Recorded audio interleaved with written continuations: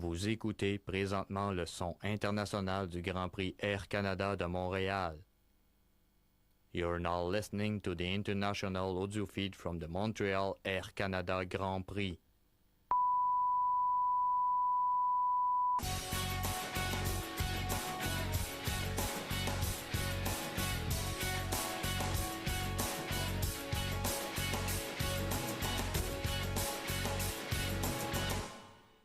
Vous écoutez présentement le son international du Grand Prix Air Canada de Montréal.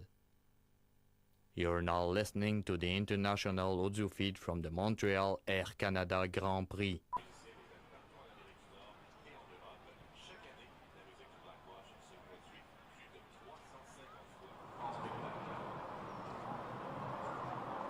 And as you just mentioned, the World 22nd performs over 300 times a year. Just incredible that this unit has been on for so long, it's still so active in the community and cultural events and parades, especially here at the Air Canada Grand Prix. As it is now exactly 12 noon in Montreal, welcome again to the Air Canada Grand Prix. We are now just a half an hour away from the opening of the pit lane, and once again, great to see a huge crowd on hand. It's become an annual tradition here. Great event. There's always thanks to you, the fans, who support this event year after year after year. Yet another sold-out crowd, just packed here in Joe again as we stand by and countdown towards the 12:30 hour at the beginning of the open pit lane. When the pit lane opens at 12:30, cars can go out. They have a choice to go back into the pits and do adjustments, or they can also go on the track and do a few more laps. So drivers who also their cars are able to do several laps of the circuit, but they must pass through the pit lane and then go back out. At 12:45, the pit lane is closed, and if any cars are still stuck in the pits, they will have to start the race from the pit lane. So always worth watching, but hoping that all drivers will find their spots on the grid in time for the pit lane closing at 12:45. And speaking of the pit lane closing, we have a special guest, the Minister of National Revenue and Secretary of State responsible for the Economic Development Agency of Canada for Quebec Regions, Mr. Martin Cochon, will be riding in the safety car for the closing of the pit lane. Alors, comme le mentionnait Joël, nous aurons un invité spécial pour la fermeture des prix qui sera à 12h45. Le ministre de l'Économie nationale et secrétaire d'État responsable de l'Agence de développement économique du Canada pour les régions du Québec, M. Martin Cochon, participera à la fermeture des prix à bord de la voiture de sécurité. Il est présentement midi et 2 minutes. Je vous rappelle qu'à midi 30, les prix ouvriront pour une dernière fois pour permettre aux pilotes de faire d'ultimes ajustements avant la tenue du Grand Prix à 13h. On aura donc une période de 15 minutes pour vérifier si les réglages choisis pour la voiture sont bien les bons, s'il n'y a pas quelques détails à ajuster encore avant le début de la course. Et à midi 45, on procédera à la fermeture des prix, comme on vous l'a dit tantôt, avec la présence de M. Cochon. On voit que les Green Girls ont la piste avec Moya Matuzia and World 22nd and the Green Girls now back towards the paddock area as again we count down towards the actual opening of the pit lane. Just a reminder again that we are expecting an incredible race with the two Schumacher brothers in the front row and Jean-Philippe Doval. Many of you can cheer on different teams. You see the flags of different countries and different drivers all through the grandstands. A lot of red up there. It's a couple of Ferrari fans exactly, because it's a very red audience just across from us on the golden grandstands and the far red and white. Évidemment, un public qui est fortement vendu à la cause de Ferrari ici à Montréal depuis bien des années. Depuis en fait 78, les premiers moments du Grand Prix sur le circuit du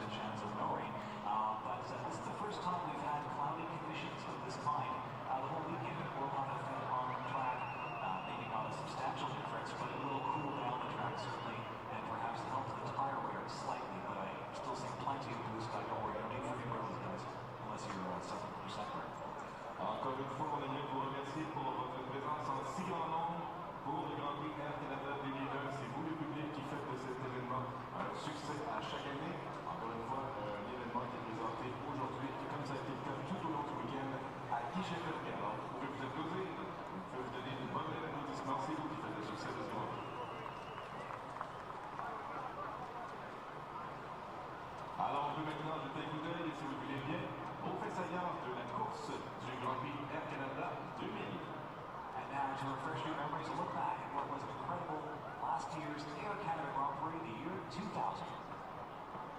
Huitième manche, les leaders traversent l'Atlantique pour disputer à Montréal le Grand Prix Air Canada. Avant le départ, des problèmes pour Coulter.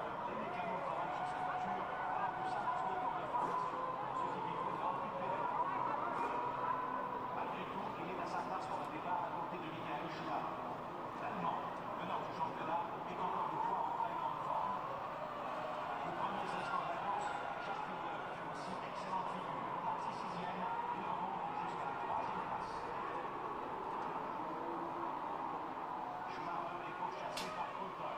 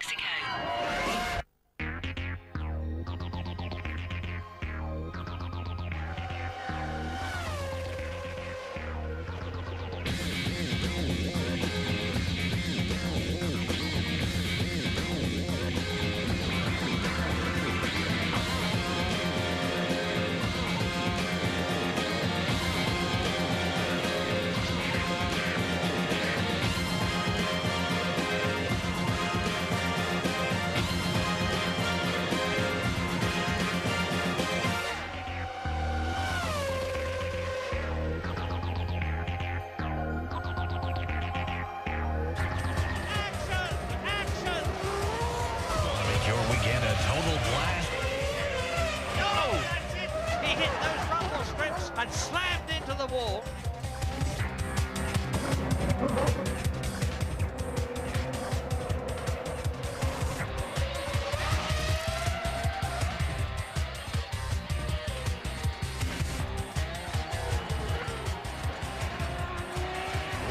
Prix Street Festival.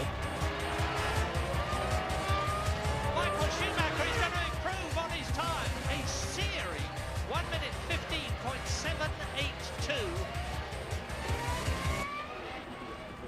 Barrichello and Heidfeld play the Montreal Wall game. Schumacher on pole, part of the spectacle that's filled the Gilles Villeneuve circuit to bursting point. Hello there. The Canadian Grand Prix is the country's biggest single sporting event. The love affair with Formula One in this part of the world shows no sign at all of cooling off. We have a sellout. 110,000. The weather just about perfect. And perfection sums up world champion Michael Schumacher at the moment. He's on pole. He leads David Coulthard by 12 points. Coulthard has never won here. Schumacher going for victory number 5. Barrichello shaken, but okay after that qualifying smash. Ralf Schumacher's Williams starting alongside his brother on the front row. Villeneuve, despite massive local support, he was out-qualified by teammate Olivier Panis, and Panis has gone quickest in morning warm-up. Tony Jardine and Mark Blundell are with me. Welcome both. Very much like Monaco, Mike, make a mistake here, Mark. This circuit will bite you. Yeah, you're right, Jim. This is tough on cars, tough on drivers, and lots of concrete. But it's a turning point in the season, this race. Always has been, and will continue to be. Tony, I think we've been here 5 times, and just about every time that magnetic champions wall has claimed high-profile victims. Just keeps jumping out at them, doesn't it? But it really is an amazing place. It is quite a dangerous track, and as Mark said, it's half street and half ordinary circuit. But you know, exemplified, I think, in '97. As you see, he was second here in '96. Jacques Villeneuve, desperate to win at home, go one better. This turn 15, the infamous one, and there it says, "Welcome to Quebec," and Quebec's most famous sun, straight into the wall, and he bashes himself on the head. What a mistake! What did I do? He overdrove. Why is it called the Champions Wall? 1999.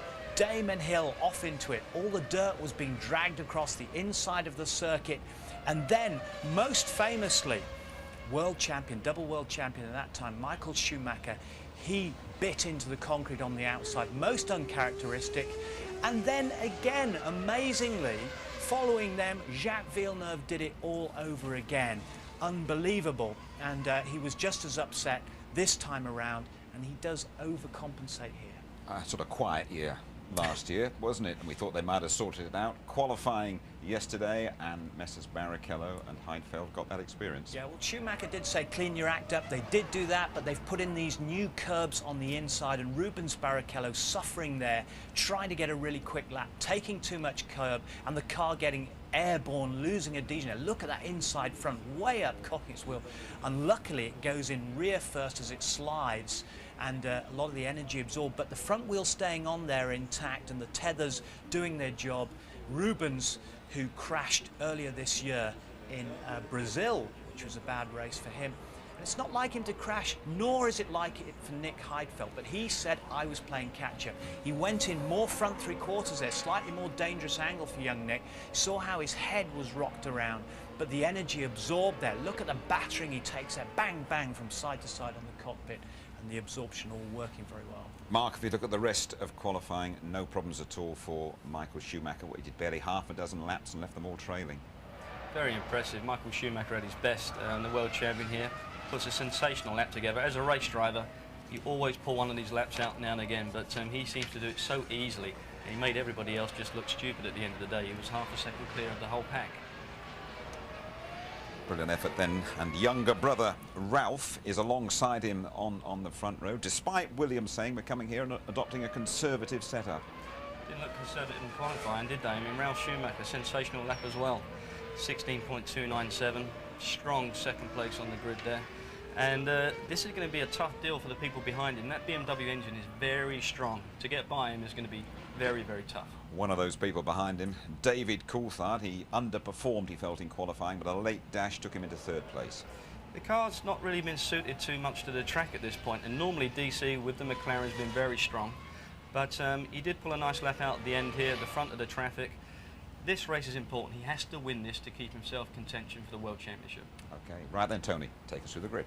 Well, Michael Schumacher's sixth pole of the year. He looked absolutely serene, but the brothers together for the first time since Brazil, filling that front row. And then David Coulthard, he has to hope that his software talks to the engine, he gets off the line okay. Truly, he was sent to Parc Ferme early. It reckoned he could have got third. Barrichello, we know about his crash. Panis, best BAR grid this year, and he's ahead of Villeneuve. Räikkönen, brilliant in seventh place, his first time here. Hakkinen, his fellow Finn, struggling. Villeneuve alongside Montoya. Battle of words between those two. Battle of the Dodgems, and they've had a warning from Charlie Whiting as well to behave. Heidfeld, who you saw crash. Zonta in 12th place, a return for him. The test driver Jordan taking over for Heinz-Harald Frentzen, who's still got a headache after his Monte Carlo crash. Irvine not so good, the package here, and the tyres not working quite so well. Fisichella struggling in 18th place alongside Bernaldi there, and 20th for Button. He's struggling as well in the Benetton with the Renault engine, which we suspect is turned down on power again. Marquez and Alonso on the back of the grid. We knew after the morning that we will be very competitive, so we were. First run, we immediately set the pace, and I was surprised that it got so tight when Ralph did his lap, especially from Ralph's side. I didn't expect him to be so close to us, but then we were able to improve and had a safe position. Congratulations, Ralph, alongside your brother again. Yeah, I mean, especially after the 2 days of free practice we had and the pretty poor results we had in the first few days and a few trainings. I think we are a bit surprised that we are all of a sudden there, but I think we got the best out of our package, and some others seem to struggle a bit to do so. It was a messy session, so I don't think we got the most out of the car, but I still think the Ferrari qualifyings would have been beyond us.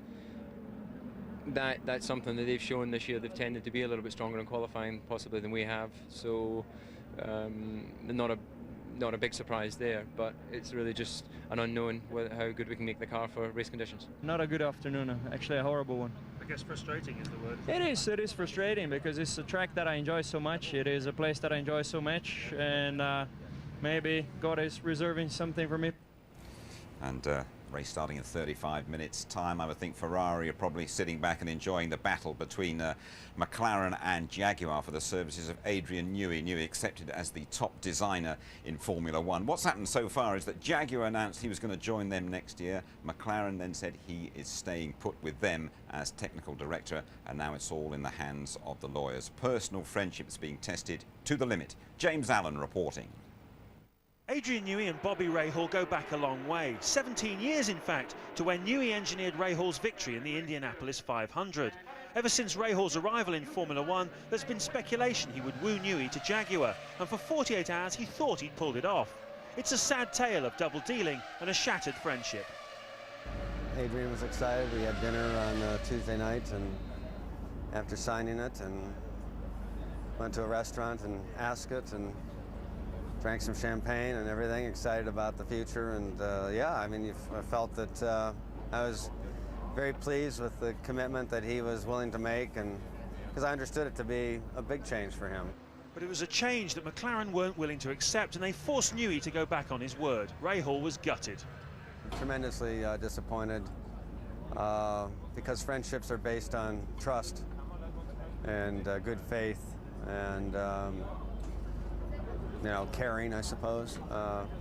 But in the world of Formula One, those attributes don't have a lot of relevance or credibility, obviously. I think they do in life. And so personally, I'm very disappointed, but I'm a big boy, and you know, life's full of disappointments. As Adrian expressed, he was not comfortable with changing his mind, as was expressed in his quotes in our press release. He apologised for changing his mind, but that is simply what he did. And he is a very focused, talented, highly talented and motivated individual. From the day I worked with him, I thought he had something very few designers, engineers have, and that's intuitiveness, you know, that he could, it separated him to me from everyone else. That maybe a Colin Chapman had it too, I don't know, I never worked with him, but when you drove for when you had Adrian Newey as your engineer, you felt you could move mountains. It's hard to see how this saga can end well. It could end with Newey being blocked from working for either party. One thing's for sure, Jaguar and McLaren will fight over him to the bitter end. Tony, he's a £4 million a year property. You know Adrian Newey very, very well indeed. How do you think he's going to react to all this? Well, I think very badly. I think he'll take it very badly. He's not only caught in the crossfire, but he's probably very bruised right now and sort of hurting quite badly over the thing. What we're going to remember is that, you know, Ron Dennis is going to protect what he's got as well. He's a very persuasive individual. There are rumours that, you know, behind locked doors for 4.5 hours. And, you know, Adrian will have taken a verbal battering from Ron, trying to keep his man quite legitimately, but he won't be feeling good about it at all. Ron battling to keep hold of him. It's Ron Dennis's position to secure the best, retain the best, and he needs that for his technical partners like Mercedes-Benz because of the investment. He also needs it because he needs to get the best drivers available, and they're only going to go with the best designers. He's so valuable because so many people have driven cars to World Championships in cars designed by him. Yeah, but you see, he's at the level of a top Grand Prix driver because he can make the difference. You have a good driver, you can make him even better by designing such a superb car. That's the brilliance of Newey. Okay, thank you, Tony. We have pinpointed the hazards of the Welcome to Quebec wall at turn 15. Let's check the other key areas of this Gilles Villeneuve circuit. Fast straights, 200 miles an hour they go, slow corners, a big physical test. Mark and Martin Brundle, well, they've been taking a little drive round. So, Marky boy, down to the first turn then. Pretty tough corner. Tough corner, but we're just past 100 ball. That's where we're going to be braking during the race. You know, 190 miles an hour in entry to this corner, about 160, 155 maybe for the beginning of the race when they come for turn 1. Difficult though at the start, isn't it? Everybody focused on the same piece of tarmac at the same time. It tends to concertina up through the field, and we see a lot of incidents in here on the first lap. Well, we're all trying to get the same racetrack, and we've seen it time and time again at Montreal. Turn 1, there's always been an incident. And really, look how tight it is. There isn't a lot of road, is there? The runoff's small. We're going to see smoking tyres and, for sure, an incident during the weekend.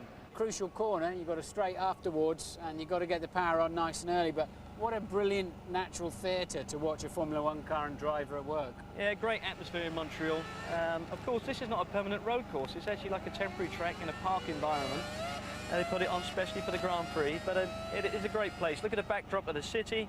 You've got the water next to you. We don't get to see any of that in a Grand Prix car, but it's great to enjoy it now. But it's all about these chicanes. Big braking, a lot of traction, a little bit of understeer's nice on the way out of some of these corners. They all tend to open up and give you a bit of freedom, don't they? They do, but you know, when we're in the cockpit of a race car, you come into like the entry for here, it's blind. You can't see when you turn in, so you've really got to pinpoint, get your apex, and be nice and crisp on the exit. And every time you come to an exit, 9 times out of 10 around Montreal, you're facing a concrete wall.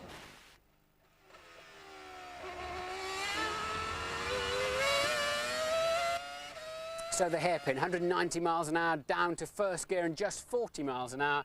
Great place for overtaking, Mark. Yeah, for me, Martin, this was the only place you could overtake, but not without incident. You remember the Villeneuve and the Schumacher deal? Yeah, Ralph being rear-ended by a very optimistic move from Villeneuve. That was in the rain, but in any conditions, this is a slippery racetrack, isn't it? Well, harsh winters. I mean, it's a great day today, sun, but look at the racetrack here. Look at the splits. Gets very bumpy as well, and it's all about winter, 4 or 5 inches of snow in Montreal. Yeah, so then you've got to somehow find some grip on the way out, put your 800 horsepower down, but with today's technology, it's a lot easier for the drivers in the traction zone. Well, traction control does it all for them now, but at the same point, yeah, you're right, 800 horsepower, right foot. It's all about exit, all the way down to that last chicane, and you've got to get it precise and carry the speed.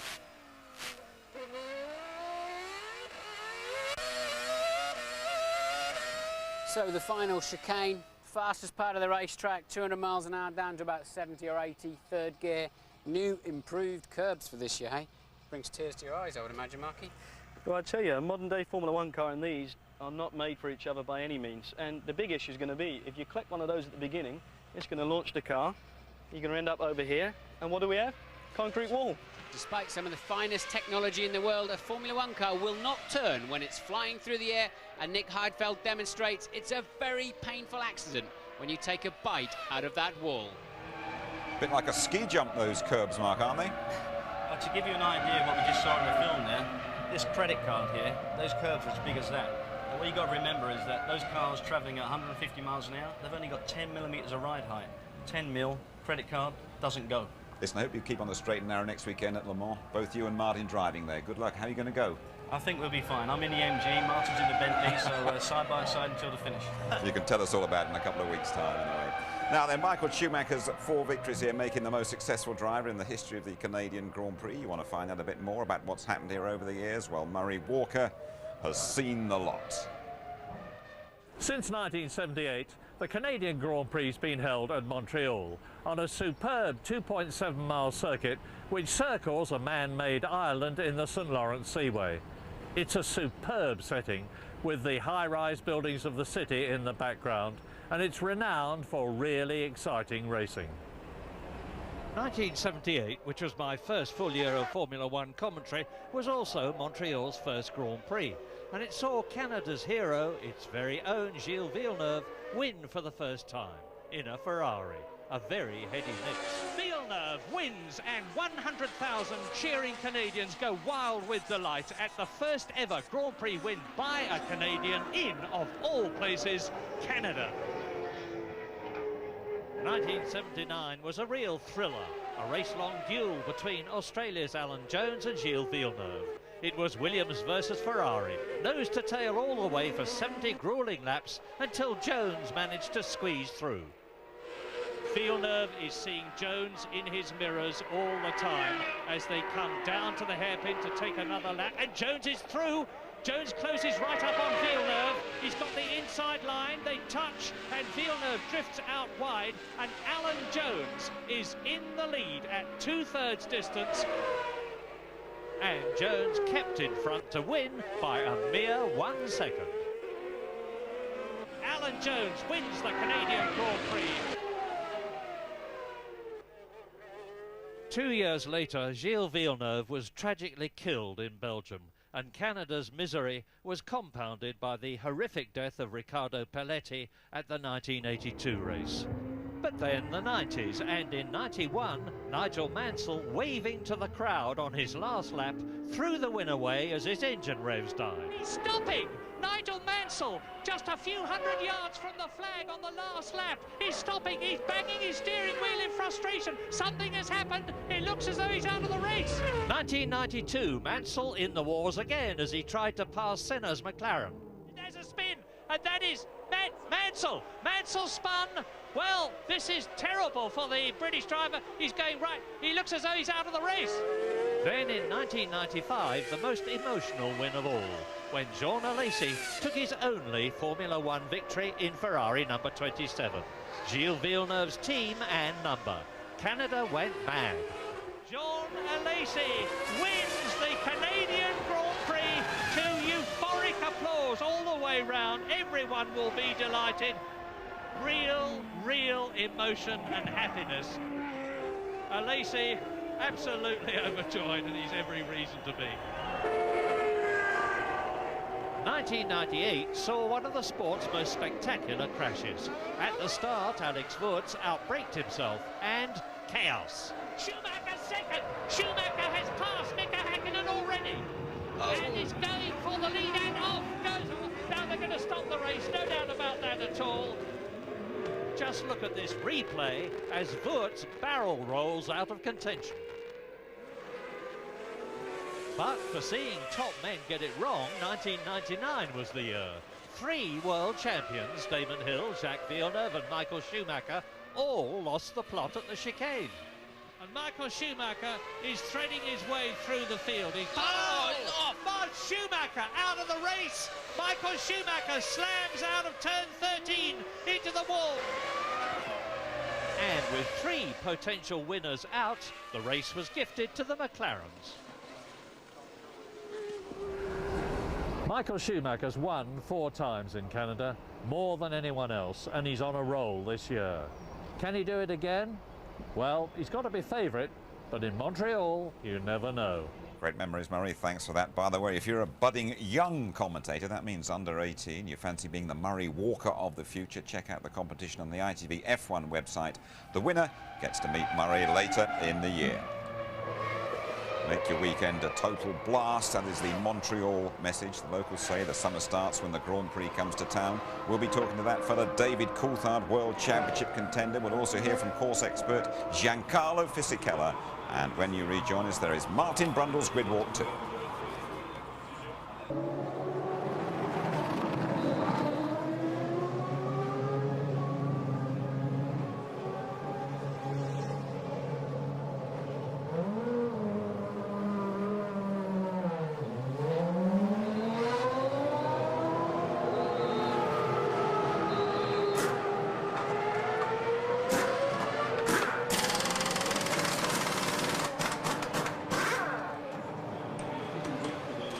Jarno Trulli, fourth on the grid. You've had some problems in the past, that first corner, but does starting this far forward mean it shouldn't be an issue? I hope so. I mean, the first corner here is it's very tight and also very slippery, so very often we have had in the past accident. I just hope that this year I can get away without problem and do a good race. I think most people are worried about both the tyres and the brakes. Are you going to have to be driving at 90% for most of the race? Unfortunately, no. I mean, we are suffering a lot of blistering and also brakes problems, so I have to take care of them during the race. So will that mean you'd be more likely to do more stops? I don't know yet. Thanks, Jarno.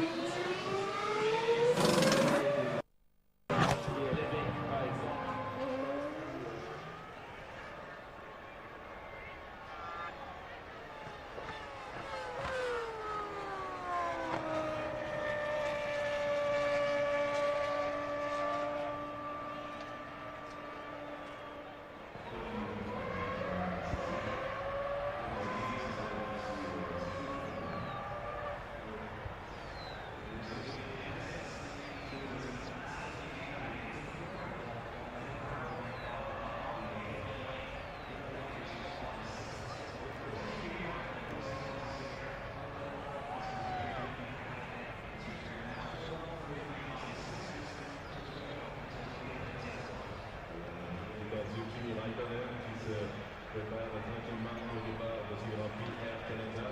Raikkonen qui a réussi à devancer son compatriote Mika Miller la première.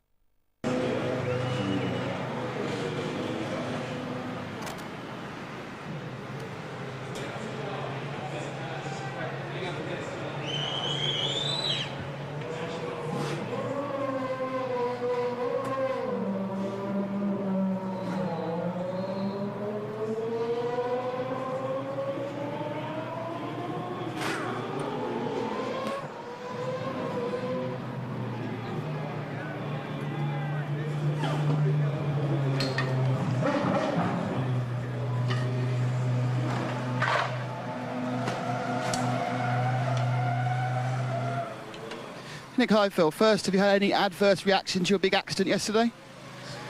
If I did have what? Sorry? Did you have any reaction to your accident yesterday? Oh, no, it's quite okay. I have a little lump here on the left-hand side, but driving I nearly don't feel it. Now, looking forward to the race, what is the key point to it? Is it just saving your brakes and your tyres? Well, I think we won't have so much problems with brakes. From what I've heard, I think other teams are more in trouble there. From the experience in the last years, there were not too many cars finishing here, so obviously for me starting only from 11th, I hope for that. Nick, best luck, thank you. Reporting. David Coulthard goes into this afternoon's Canadian Grand Prix as clear leader of the McLaren team. He was ahead of Mika Häkkinen at this stage last year, but the Finns surged back into contention. This year, Coulthard is clearly McLaren's point man. But though that's good news for the Scot, the bad news is that his two launch control disasters have cost him a possible 20 points, and he now trails Michael Schumacher by 12. I would obviously prefer to be 12 points ahead than 12 behind, but you know, we've still got some good circuits coming up, and I think we've got some developments coming in the car, and you know, we're going to do everything we can to try and win the championship. Canada has not been kind to the Scot. He's always qualified strongly here, but he's never finished higher than 4th.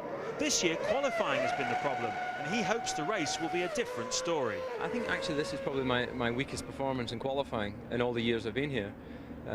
Last year, if you remember, Michael and I were separated by less than half a tenth, and it was a genuine battle. Here, I just haven't been entirely happy with the car, even when we were at the front of the times. you know, when I was talking with Ron this morning, I was saying, look, we've still got work to do. We're still not quite where we need to be, and that's proved to be the case. And maybe this year not being quite as quick in qualifying will mean we have a reliable car and everything will work, and I'll do my job and we'll come through and win it. After McLaren's recent problems on the start line, Coulthard's motto this weekend is to finish first. First you must start. He will use launch control today though, and he has one objective.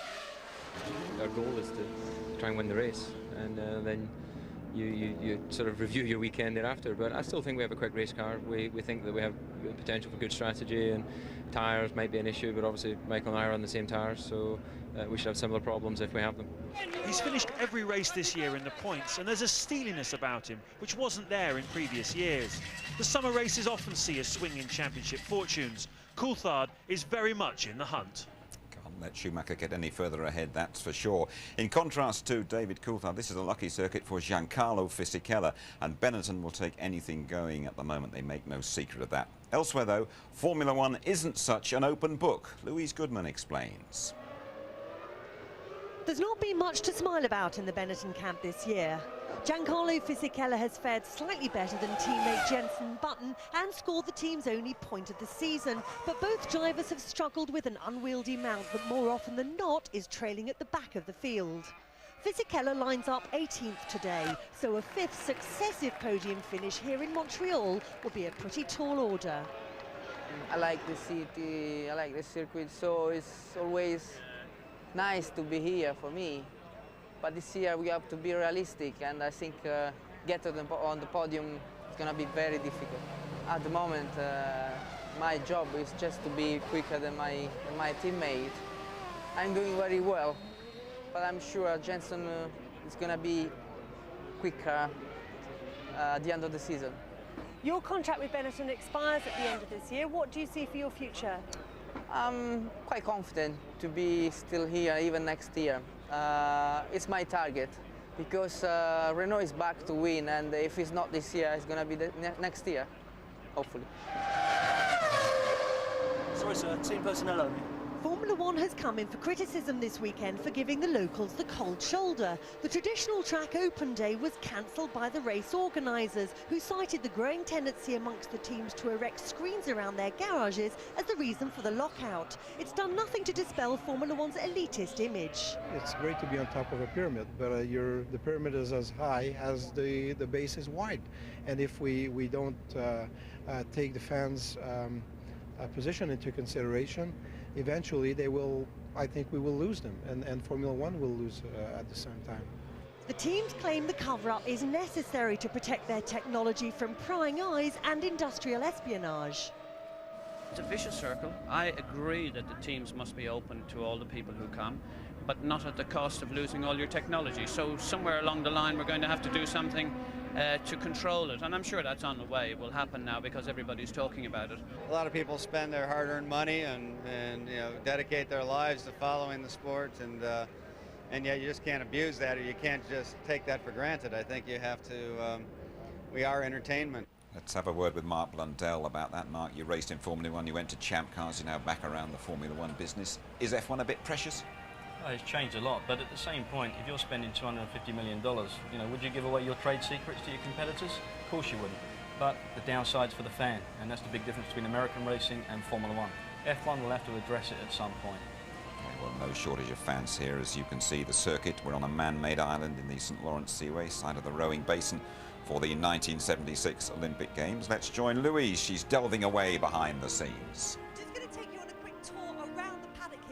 Unusual setup here in Montreal. If you look through to the back of this Jaguar hospitality area, you can see the Olympic rowing lake, which Jim was just referring to. It's quite good for fishing by all accounts, although it's not quite as glamorous as the Monaco harbour. In fact, all of the facilities here are a wee bit substandard by Formula One standards anyway. The teams don't have their multi-million-dollar motorhomes. This is a flyaway race. they've all stayed back in Europe, so they have to make do with these glorified camper vans instead. And they don't have the luxury of their race transporters either. If I just take you across this walkway, we can have a quick peek into the back of the Jaguar garage. As you can see, it's all a wee bit crowded in here. These are the packing cases that the teams will bring the equipment out to the races in. Now, this area is normally a hive of activity. It's a bit quiet at the moment. That's because all the action is taking place through that garage and out on the track. And I think Martin Brundtle's there right now. Thanks, Louise, and welcome to the grid. We're in the middle of the grid today. Nick Cage, the actor, and Jim Carrey, the actor too. They're on the grid, but they're heading up the posh end. I thought we'd go down the second half of the grid today. There's a lot of interest going on. Villeneuve here, alongside another Indy 500 winner, Montoya. Great timing there for the air display. The two side by side. There's been some amazing words between them. Apparently, Montoya making some pretty awful comments to Villeneuve. Villeneuve had him by the throat. I tried to speak to Juan Paulo. He says, I know what you want to talk about, and I don't need to talk about it today. And that's fair enough, because he wants to get his head into gear. But, you know, what's the philosophy down the back end of the grid? How do these people approach the Grand Prix? And often we spend our time up there. Let's see if we can get a bit of an idea of what's going on down here. And Frentzen having, Zonta, of course, taking over Frentzen's position. We've got an arrows down here. Let's have a word with Tom. We saw plenty of the arrows in Monaco, of course, with the... Tom, have you got a couple of minutes? So, we're just interested. We're talking about the second half of the grid. What's your philosophy, Tom? Do you go about this motor race thinking, how do we win it? Or are you racing the people immediately around you? How do you go about today? Well, you've got to try and figure out how you can race the ones that are around you and just in front, so you can get in the tail end of the points. So you had a lot of aggro in Monte Carlo. They took your front, that extra front wing you had off. You were pretty angry about that. Yeah, because it complied with the regulations perfectly. We had it approved beforehand, and it was just taken off as a whim, really, by the organisers. But anyway, that's Monaco, and it's behind us now. So Bernoldi, there was a lot of fuss about that, and Coulthard, do you really think he should have held him up so long? Don't you think he actually compromised his own race too much in the end? No, I don't think so. I mean, you're Coulthard's manager, so you'll obviously think that that we should have let David pass. But at the end of the race, if David had finished 6th and Bernoldi 7th, how was he going to feel? You know, David was at the back of the grid because his car had a problem, and they were fighting for 15th place, and that was it. And if you look at the stats, no matter what happened, David would never have finished any higher than he did in the race. Yeah, I agree, because he'd have only caught other people up in front of Bernoldi. But anyway, let's hope we have a more fun day today and less aggro, Tom. Thanks for talking to us. Let's wander a little bit further along. Now, here's a little bit more aggro. De La Rosa, the top Jaguar driver this weekend. He's already in the car, of course, holding up Eddie Irvine on his final qualifying lap. And Irv the Swerve not at all happy. Let's have a word with his manager, Zanarini. Zana, is your man happy? A little bit happier today after, you know, the warm-up this morning. Found out what went wrong yesterday. So a little bit of regret because we are starting from the back, but hopeful for the future, huh? Okay, so he's still confident he can do something. Thanks for talking to us. Let's have a quick word with Jackie Stewart, finally. Jackie, if I can stop my... and we can turn around here. Jackie, you're with the Jaguar team, of course. What do you think the chances are from right back here? Well, I mean, the biggest chance is staying out of trouble in the first corner, Martin, as you know. It's the wrong place to be for the sort of incident that normally occurs here in Montreal. A lot of business up front. You could easily get involved in a lot of damage. Okay, who do you think is going to win this race, Jackie, finally? I think Michael Schumacher's dominated all weekend if his car stays together. The only guy that can compete is David Coulthard. Okay, thank you, and back to you in the studio. There he is, Michael Schumacher, odds-on favourite to win here today, as Jackie Stewart has just pointed out. The first corner here in Montreal can be a little horror, and today we have to factor in an extra ingredient, that is launch control. David Coulthard starting behind the Schumachers, and David Coulthard really needing his best Montreal drive ever. They really do go at a heck of a lick here. Ralf Schumacher up there alongside his brother on the front row. They'll hit speeds of 200 miles an hour, and the wall beckons the careless at turn 15. We're almost ready to go then. The Canadian Grand Prix is coming up for you very shortly.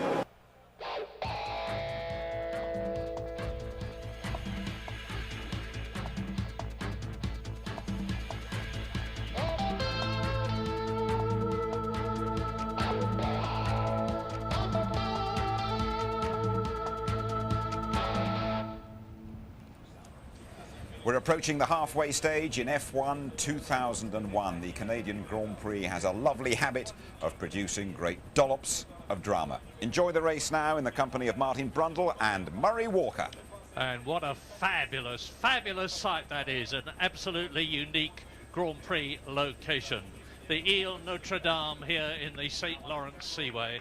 And the great hero of Canada, Gilles Villeneuve, whose son Jacques is starting here from 9th position on the grid. Well, this weekend so far has been dominated by a lot of nasty politics and a lot of unpleasant words between some of the drivers.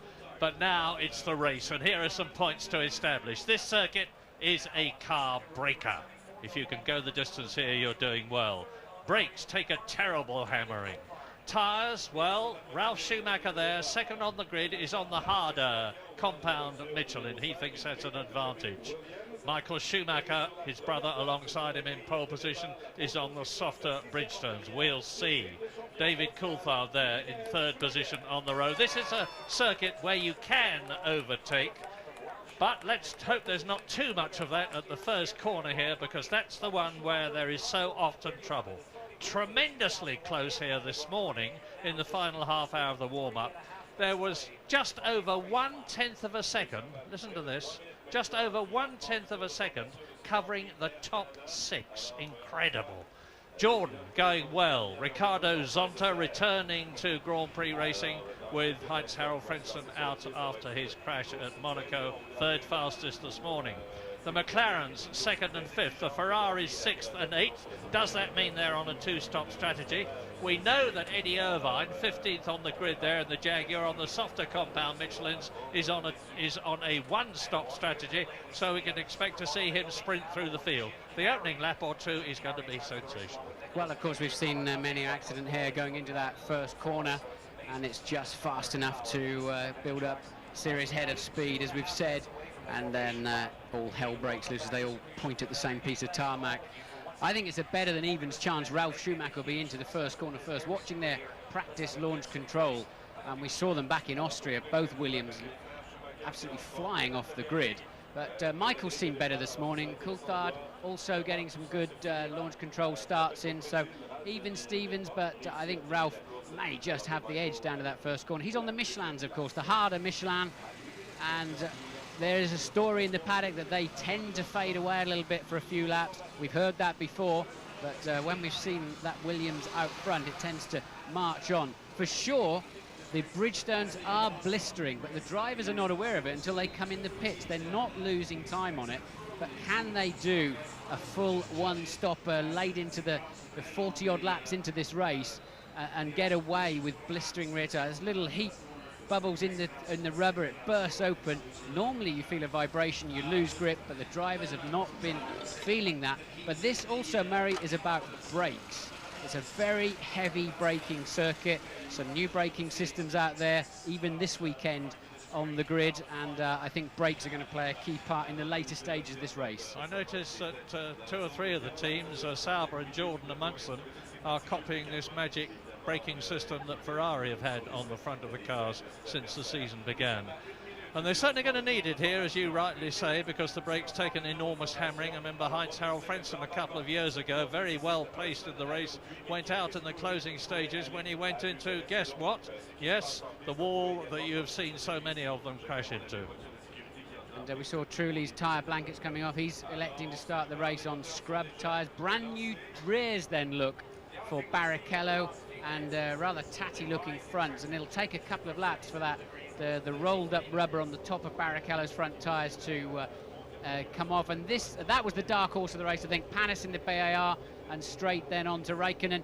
Räikkönen, the young Finn, out qualifying the double world champion Mika Häkkinen, fellow countryman, and they're in 7th and 8th position.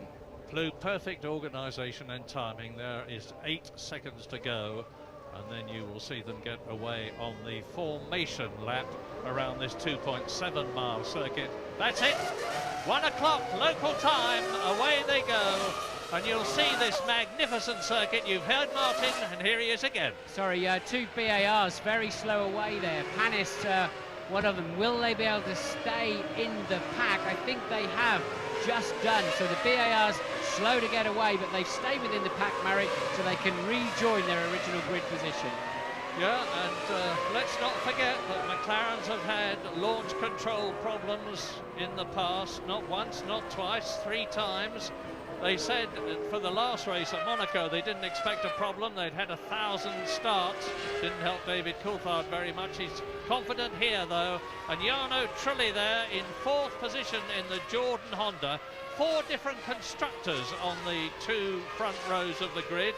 Ferrari, Williams, McLaren and Honda. It could be an extremely open race.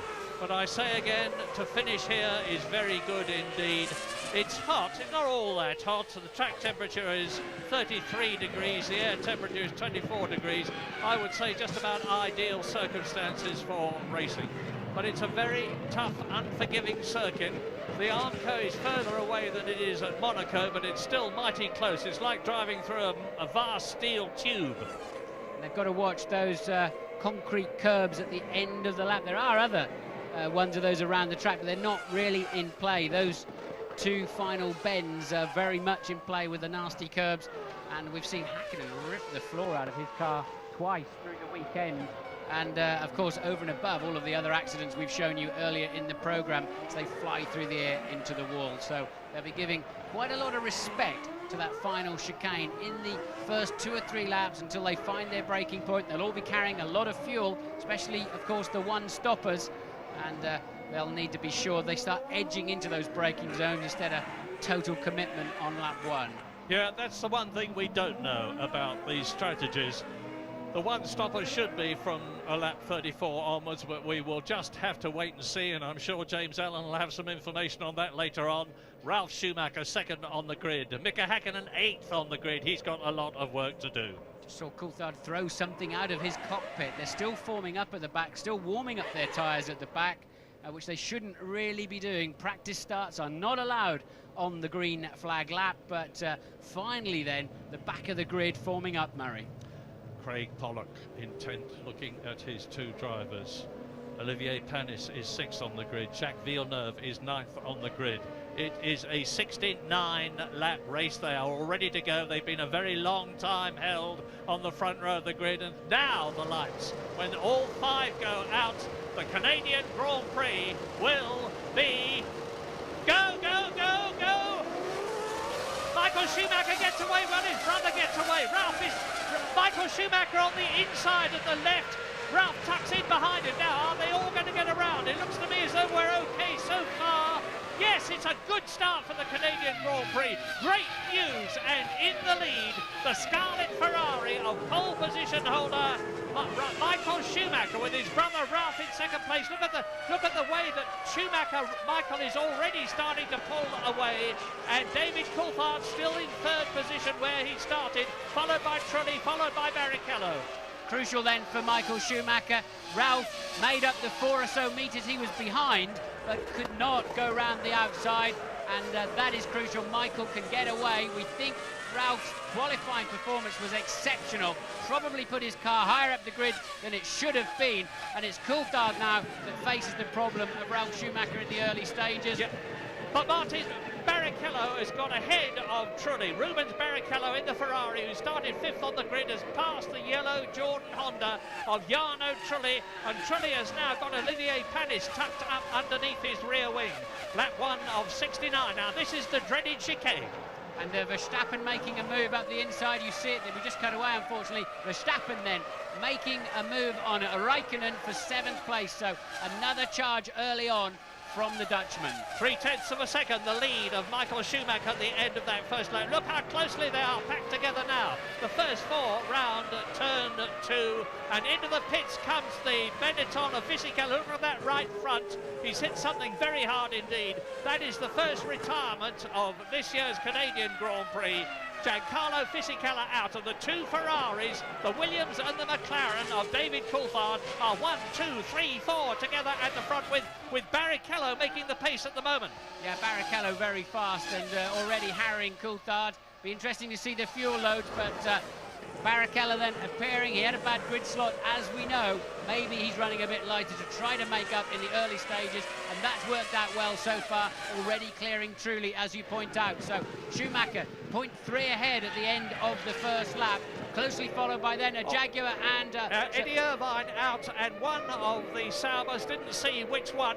It's Heidfeld, Nick Heidfeld. They were together on the previous lap. They were 11th and 12th. Maybe Heidfeld was trying to get past Eddie Irvine, I don't know, but whatever, they are both out of the race, so that's 3 cars out.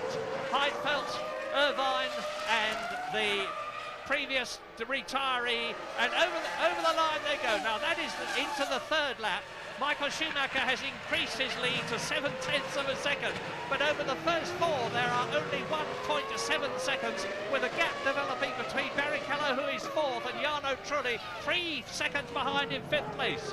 Yellow flag, waved yellow flags, and Marshall's on track. How much will the drivers yield? Not much by the looks of it. They're still pretty much on the gas, and here we're going to see the start. I'm not sure what we... Oh, and that's Villeneuve not getting away. Is that the green flag lap that I told you about, the BIR slow way? Yeah. Yes, it is. I think that's a replay of the green flag lap, actually, although Villeneuve is... where is Villeneuve in the race at the moment? 13th at the present moment, but behind Pedro de la Rosa, so just one Jaguar out, and that's very tough indeed, because Irvine has been going... That's what happened to Fisichella.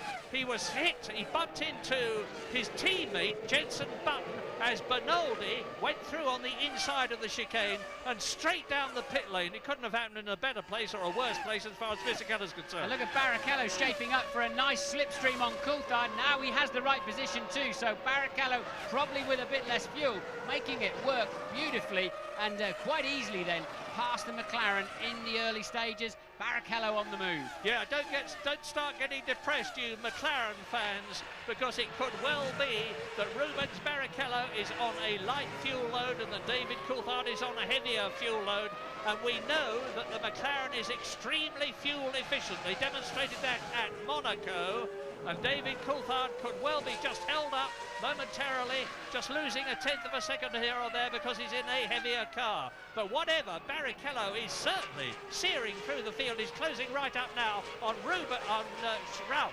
And that was a replay then. It looked like Irvine tagged the back of Heidfeld as they were in turn 8, and the pair of them straight into retirement. So Barrichello closing quickly in then on Ralph Schumacher. Fastest lap of the race, Ralph Schumacher. He's just gone round in 1:20.7, and that compares with the lap record. It's 1.7 seconds off the lap record held by Mika Häkkinen last year. And Schumacher, Ralph, is closing a little on his brother, but it looks to me as though Michael's got things well under control. So it is Michael Schumacher, Ralph Schumacher, Barrichello, Coulthard, Trulli is 5th, Panis is 6th, Verstappen is 7th. Excellent, that's excellent. And Kimi Räikkönen is 8th. Bits of Benetton bodywork flapping around as they break into the final corner. That can easily puncture your tyres. But Barrichello then a new fastest lap by a long way, a 1:19.9, and Michael sitting pretty. He's got his brother and he's got his teammate between himself and his main championship contender, David Coulthard. And here we see the move. Barrichello with track position, greater straight line speed, having pulled nicely out of the slipstream of that McLaren and made it stick well. And where is Mika Häkkinen, who started 8th? He is 10th. He's lost 2 places. He's been repassed by Riccardo Zonta. Kimi Räikkönen, who started alongside and slightly ahead of him on the grid, is still in front. And it's still Michael Schumacher, Ralph Schumacher, and Barrichello pushing. The young Brazilian who's driven for Stewart, who's driven for Jordan, of course, 2 pole positions in his career and 1 win. And James Allen has got news. Yeah, that was expected, I think, by the McLaren team. They believed that Rubens Barrichello was going to start this race on a 2-stop fuel strategy. They think he's going to come in for his first stop around about lap 26. He's carrying about 30 kilos less fuel, which is about 9/10 of a second a lap around here.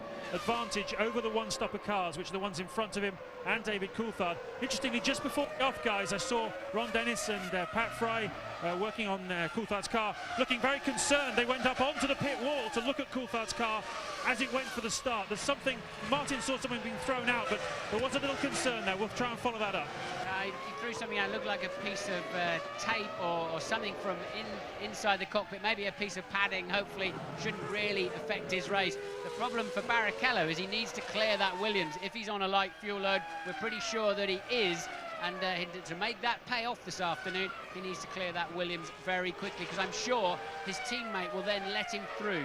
Michael Schumacher will let him through if he's on a different strategy. And you're looking at Trulli, who is 5th, Panis, who is 6th, and Verstappen, I'm sure, is on a light fuel load in the Arrows. He's done that in the past. It looks to me as though he's doing it again. He's in 7th place. And that's Montoya getting extremely close to the back of Mika Hakkinen, 10th and 11th. Hakkinen, I saw in the background, getting very leery into turn 3 on the first lap of the race. That's why he slipped back down to 10th. Barrichello spins it. Sorry, Martin. Barrichello spins out as he tries to get past Ralf Schumacher. He's kept the engine running and through stream. That's Verstappen, who's just gone through. And behind him, Raikkonen and Zonta. It's a bad, bad blow for Rubens Barrichello. Curious how you can spin a car these days in a traction zone with traction control, Murray. Very unusual. I'll need to see a replay of that, because I was looking at the data computer up here, but maybe Barrichello clipped a curb or something. But surprising that he can. I haven't seen a car spin there for years, actually, on the way out of that corner, especially with traction control. Here we go then. Look, he comes off the inside of the curb. Yeah, just lights the rear wheels up. So something awry there, I think, with the electronics. Well, he's down to 14th place now behind Enrique Bernoldi, the man who caused all the controversy at Monaco by staying ahead of David Coulthard. But I tell you who I think is in a very strong position, and that's Ralf Schumacher. He is 1.1 seconds behind his brother Michael. I believe he's on a heavy fuel load because he was only 10th quickest in the warm-up this morning. We know he's on the hard compound Michelins. We know they like the heat. The track temperature is now 33 degrees. Looking good for Ralf Schumacher, looking better for Michael Schumacher at the moment, leading on lap 7 out of 69. I think Jenson Button's got a stop-go penalty for jumping the start, Murray. Let's just have another look at that computer. 10-second stop-go penalty for car number 8. Jump start, and I believe that is Jenson Button. Jenson Button, and the race order on lap 7 as we look now in the background at Rubens Barrichello. Here is Trulli, and he is followed by Olivier Panis, who's followed by Verstappen. There is the Arrows. Next one through after Verstappen is Raikkonen, and then behind Kimi Raikkonen, Ricardo Zonta and Mika Hakkinen. So we're on lap 8, we are over 1/10 distance already. Retirees, Fisichella out early, Irvine and Heidfeld had a coming together, so that is 3 retirements, and into the pit lane comes Jenson Button now for his 10-second penalty. It's not going to make much difference to the Benettons, to be quite honest, because after having had a dreadful 7 first races, except for just the 1 point in Brazil from Fisichella, they're not showing much better form here in Canada, and again we wait and wait for the improvement that they confidently say they're going to have in France, and that is 2 races from now. Lap 8 then. Michael Schumacher is now 1.4 seconds ahead of his brother, who is 4 seconds ahead of David Coulthard. But this race is going to go on like this until the pattern emerges with pit stops. Some people will be on a 1-stopper, which is usual here. Some will be on a 2, which is comparatively unusual, and we're on a going to a break.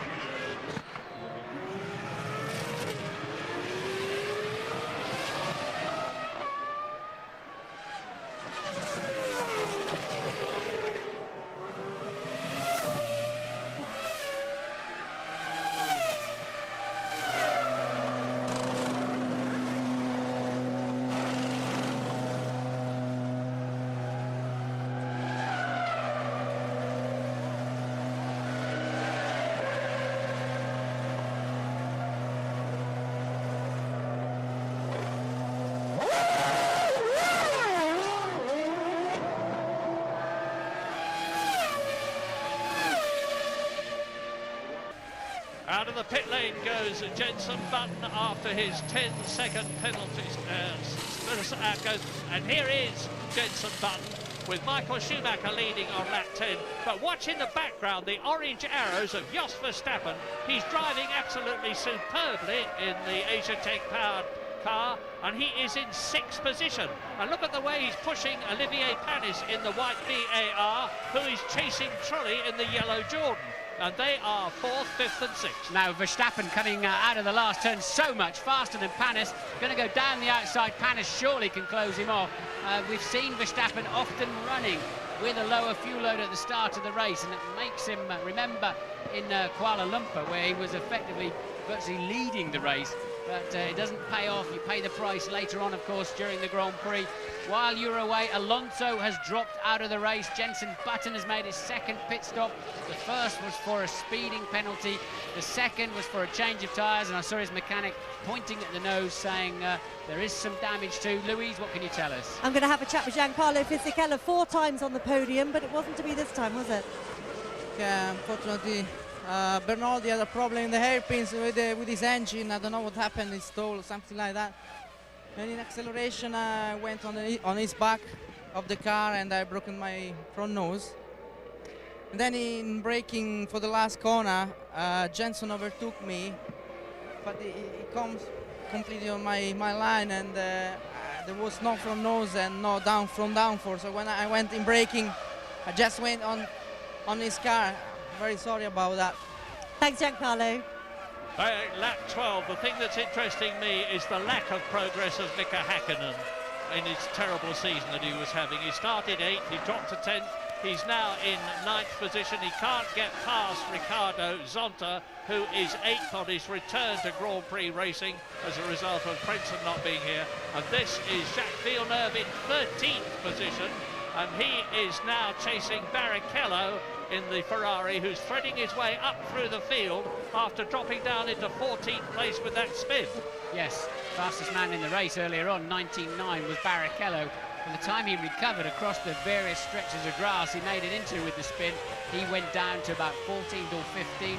Bernaldi pitted, that led him through 1 place, and now he's passed Villeneuve for another, and already chasing De La Rosa down next in the Jaguar. So Barrichello once again making his way through the field. What's surprising me, Murray, in a way, is that Trulli is hanging on to 3rd place man Coulthard without too much difficulty and dragging Verstappen, Raikkonen, Zonta, Häkkinen and Montoya pretty much along with him. Yeah, we can't really draw any conclusions, as I keep saying, until after the pit stops. I'm surprised that David Coulthard is now nearly 10 seconds behind Michael Schumacher. Maybe that can be accounted for by a heavy fuel load on one and a lighter fuel load on the other. And the same thing, I suppose, could apply to Mika Häkkinen down in 9th place. But I've got a feeling that it's clutching at straws a bit as far as McLaren devotees are concerned. But Rubens Barrichello is certainly the quickest man on the track. He's just gone round in 1 minute 19.8, which is just 0.8 of a second off the lap record, which was held by Mika Häkkinen last year. And Barrichello closing right up now on Montoya. Barrichello is in 11th place. There is Verstappen in the orange arrows, chasing Olivier Panis. Now look back, and at the screen now, Eddie Jordan and Ian Phillips sitting on the Jordan gantry watching the race develop as Coulthard, Trulli, Panis, Verstappen, David Coulthard. He's finished in the points every race this year. Yeah, Coulthard then I think will be disappointed at this stage of the proceedings. A full 10 seconds off the leader, as you pointed out, Murray, and very much with that pack able to stay in touch with him and looking to confirm that problem. Häkkinen there really struggling along down in 9th place, but remember, we know Coulthard pitted on lap 64 in Monte Carlo. We know they can get a lot of fuel on board that McLaren, and we may see them picking up speed as the first stint goes on. And Montoya shaping up for a run. Which way will he go? And is he close enough to have a go at Häkkinen? It doesn't appear so. Barrichello's got his hands full now, trying to pass Montoya, who's trying to pass Häkkinen. But we've seen Barrichello so fast down the straights. Yeah, Pedro de la Rosa behind him in the Jaguar, but you're looking at the battle for 8th, 9th, 10th, 11th. Zonta in the yellow Jordan, Hakkinen in the silver and black McLaren, Montoya in the Williams, and here we are coming through, and lapping is the Ferrari as behind him. Ralf Schumacher still in second place, and look how close it is now. 0.8 of a second. Ralf Schumacher, as they got through the traffic, has closed right up on his brother. Now, if the Michelins do go off, and we know they do after the beginning of the race, and then come back again, and we're on to lap 14 now, as Ralf Schumacher is constantly having a look for a way past. He's probably got more power, surprising as it may seem, from his BMW engine than his brother Michael has from the Ferrari. Anyway, it is a colossal scrap. Down to just 0.4 of a second then, so Ralf a full 0.4 faster. We've got a carbon copy situation, but in reverse at the moment. You've got Michael Schumacher fending off the Williams of Ralf Schumacher. Further down, you've got Barrichello trying to pass the Williams of Montoya for 10th and 11th. But right now, this is, of course, the main race on the track. Ralf Schumacher, if he's got any tyre problems going away, I think that phase of the race is over, Murray. I think he's got a fast motor car underneath him. Yeah, lap 15 now. You can see the two leaders. There they are. David Coulthard is third, 10 seconds behind Michael Schumacher. Jarno Trulli in the Jordan fourth, Olivier Panis is fifth, Verstappen is sixth, and those three are absolutely together. Kimi Raikkonen is in seventh place, magnificent. Ricardo Zonta, a superb drive on his return to Grand Prix racing. He is in 8th position in the race, and he's ahead of and has passed Mika Hakkinen. Montoya is 10th, followed by Rubens Barrichello. And everybody up to 17th now has been lapped. Jenson Button, of course, has been in for a 10-second stop and has been lapped. Alonso is out, Heidfeld is out, Irvine is out, Fisichella is out. The brothers Schumacher exit the chicane and go through and complete their 15th lap into lap 16, and the gap between them, half a second. That was the gap between them on the front row of the grid after qualifying. It's mighty close. These two brothers were in a class of their own, in my view, in qualifying yesterday, and that's certainly the case then in the race today. They've got the cars working very well, but look, what a menace Ralf is going to be for the rest of the afternoon. I don't think Michael's going to easily pull away from that Williams, and Ralf looking very secure. Michael will remember the mistake he made here and clouting the wall, taking himself out of the race. And he won't be wanting to do that. He could well do without this pressure from his little brother. Yeah, Michael Schumacher has driven in twice as many Grand Prix as his brother. He is 7 years older, but there are those that think that now that Ralf Schumacher is developing as well as he is and has got rid of the wildness that he had when he started with Jordan, he's going to be more than a match for brother Michael from now on, particularly as Williams, BMW and Michelin hone the package. David Coulthard third, Trulli fourth, Panis fifth, and in sixth position still the magnificent Jos Verstappen. When is he going to have to come in? We're on lap 15 now. If he's on a two-stop strategy, I would think he's going to stay out there for at least another 11 laps. And Bernaldi was accused of holding up David Coulthard at Monaco so that his sponsor could get the maximum amount of television coverage. Well, Jos Verstappen has done a superb job for them this year, and he's doing a fantastic job for them here in Canada. Trulli, Panis, there is Jos the boss, the very tough, pretty determined Dutchman who runs a karting school at Marseille, where he lives. And now Louise Allen has news. It's Louise Goodman-Murray with Eddie Irvine, who's finally made his way back to the paddock. Eddie, we didn't really get a clear view of what happened. What can you tell us? It's just, car felt good like it did this morning. We made a big setup change overnight, and it just transformed the car. And the car was back to the way we thought it should be, and trying to make up ground, and didn't do it. But the greatest overtaking maneuver on Heidfeld, and two of his touched. But I had to get stuck in. There's no option when you're 15th on the grid. Thanks, Eddie. Or even James Goodman. Sorry, Louise. Yeah, well, that's as near you're going to come from a racing driver to admitting fault. I didn't do the greatest overtaking manoeuvre. In other words, I ran into him, but at least Eddie had the good grace to virtually admit that anyway. But he was trying to make his way through the field. Ralf has been stunningly fast in the middle sector of that final, the last lap. A new fastest lap of the race then for Ralf Schumacher that time around. The gap down, according to the computer, to 0.4 of a second. Looks a bit less than that to me now. I was talking to my wife earlier on. She said, I do hope the brothers Schumacher don't get too violent with each other.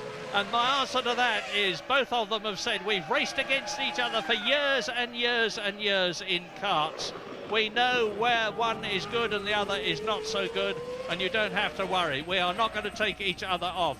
Well, first of all, Ralph has got to get right up with his brother before he can attempt to get past. We're on lap 18 now. Ralph Schumacher has again gone faster than anybody else has been. He's knocked 0.2 of a second off his previous fastest lap.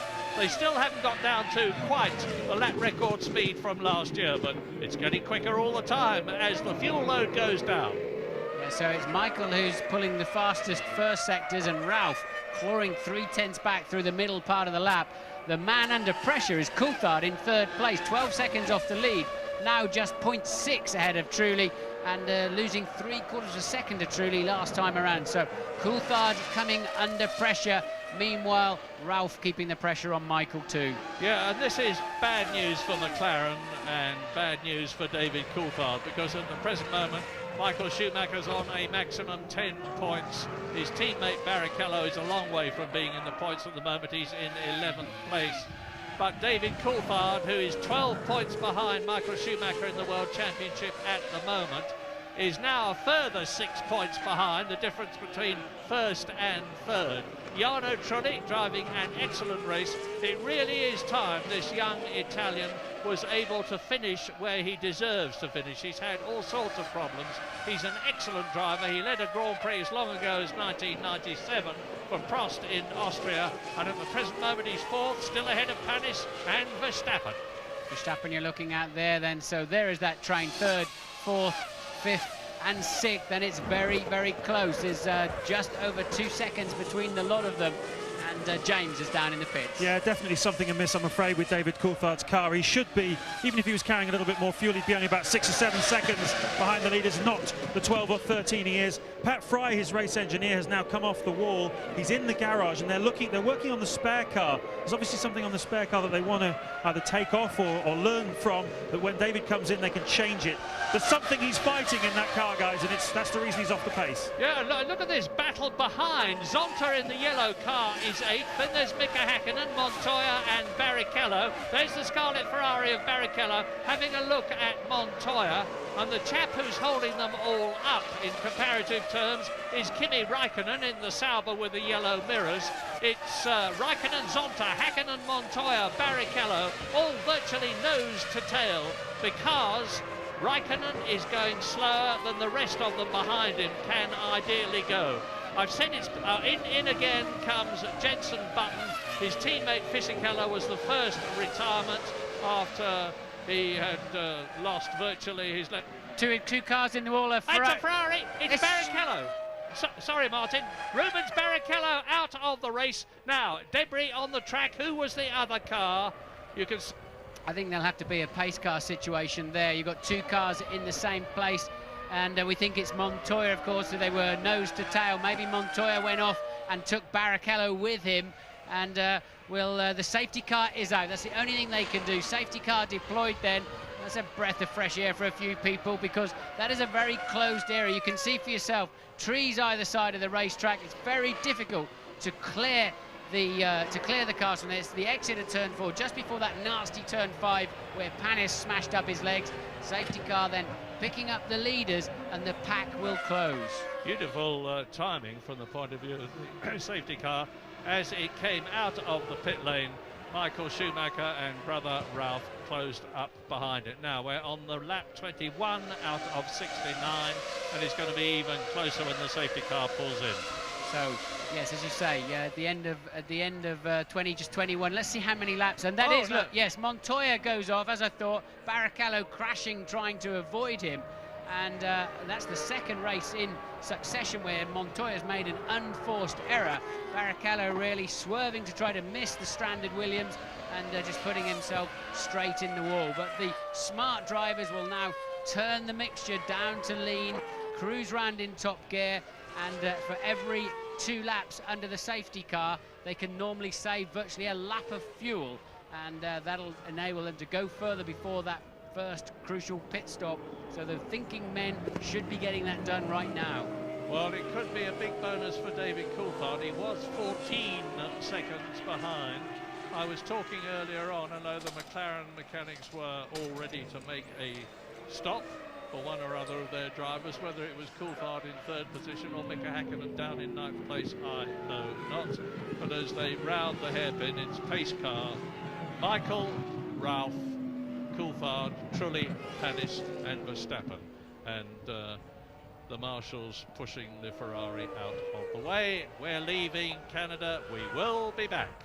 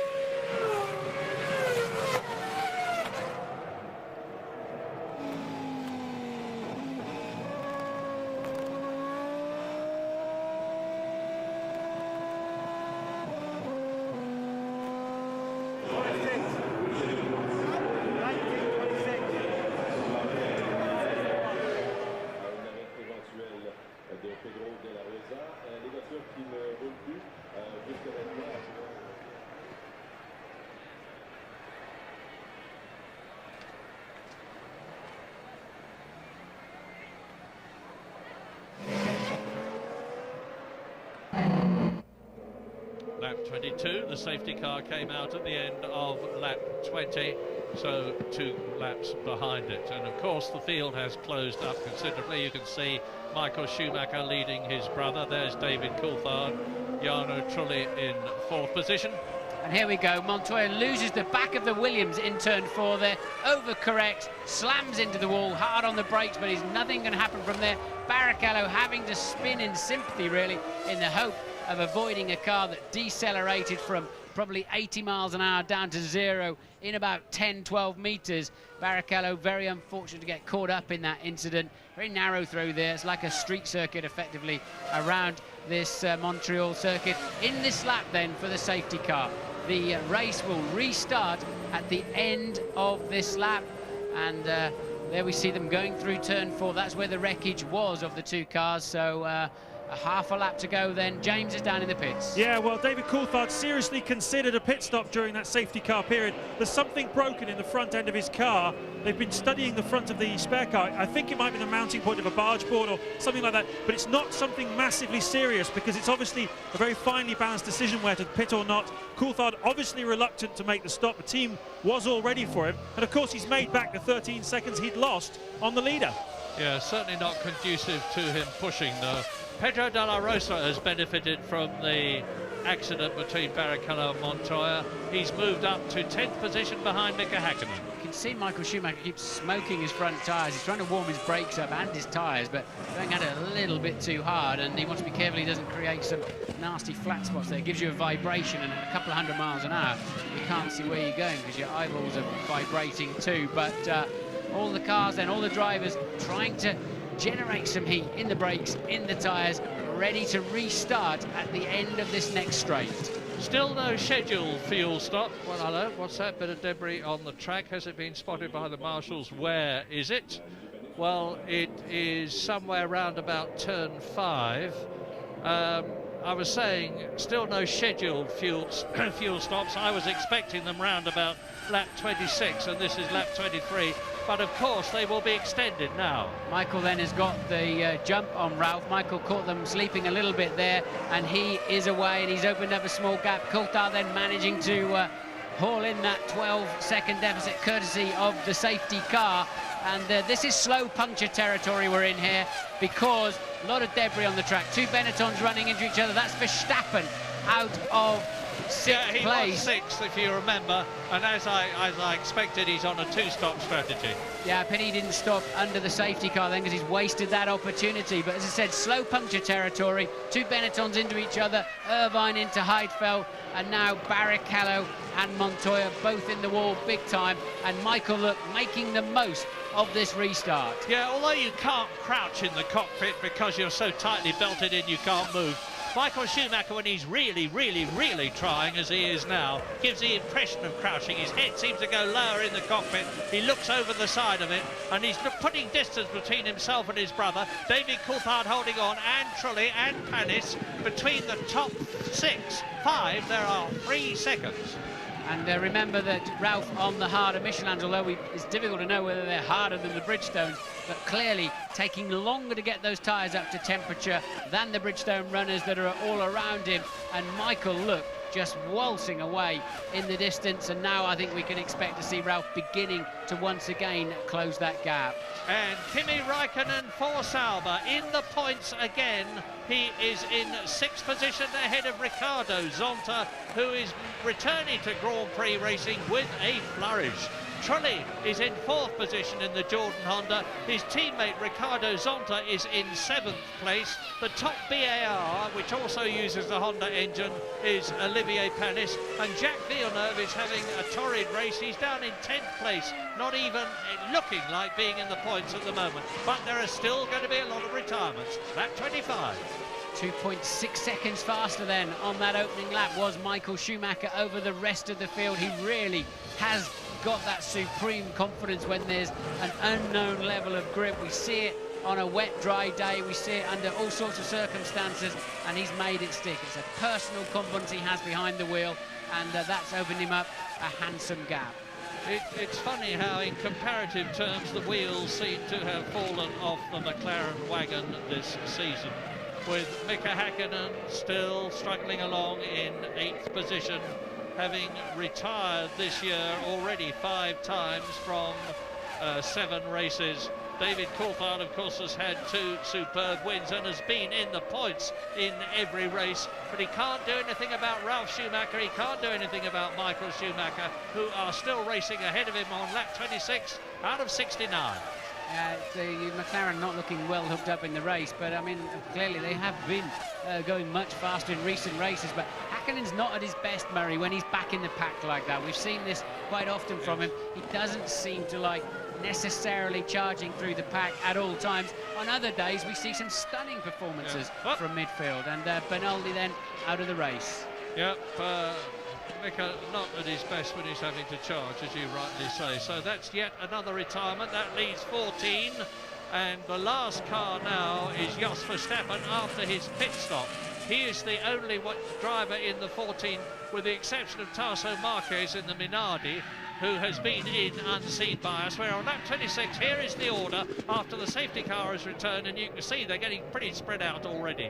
Ralf Schumacher 2.5 seconds behind his brother and 1.5 seconds ahead of David Coulthard. You can see how close Trulli is behind him, and Panis is behind Trulli, and that's down to 5th position. Kimi Räikkönen is 1.5 seconds behind Panis, still in the points, 6th position.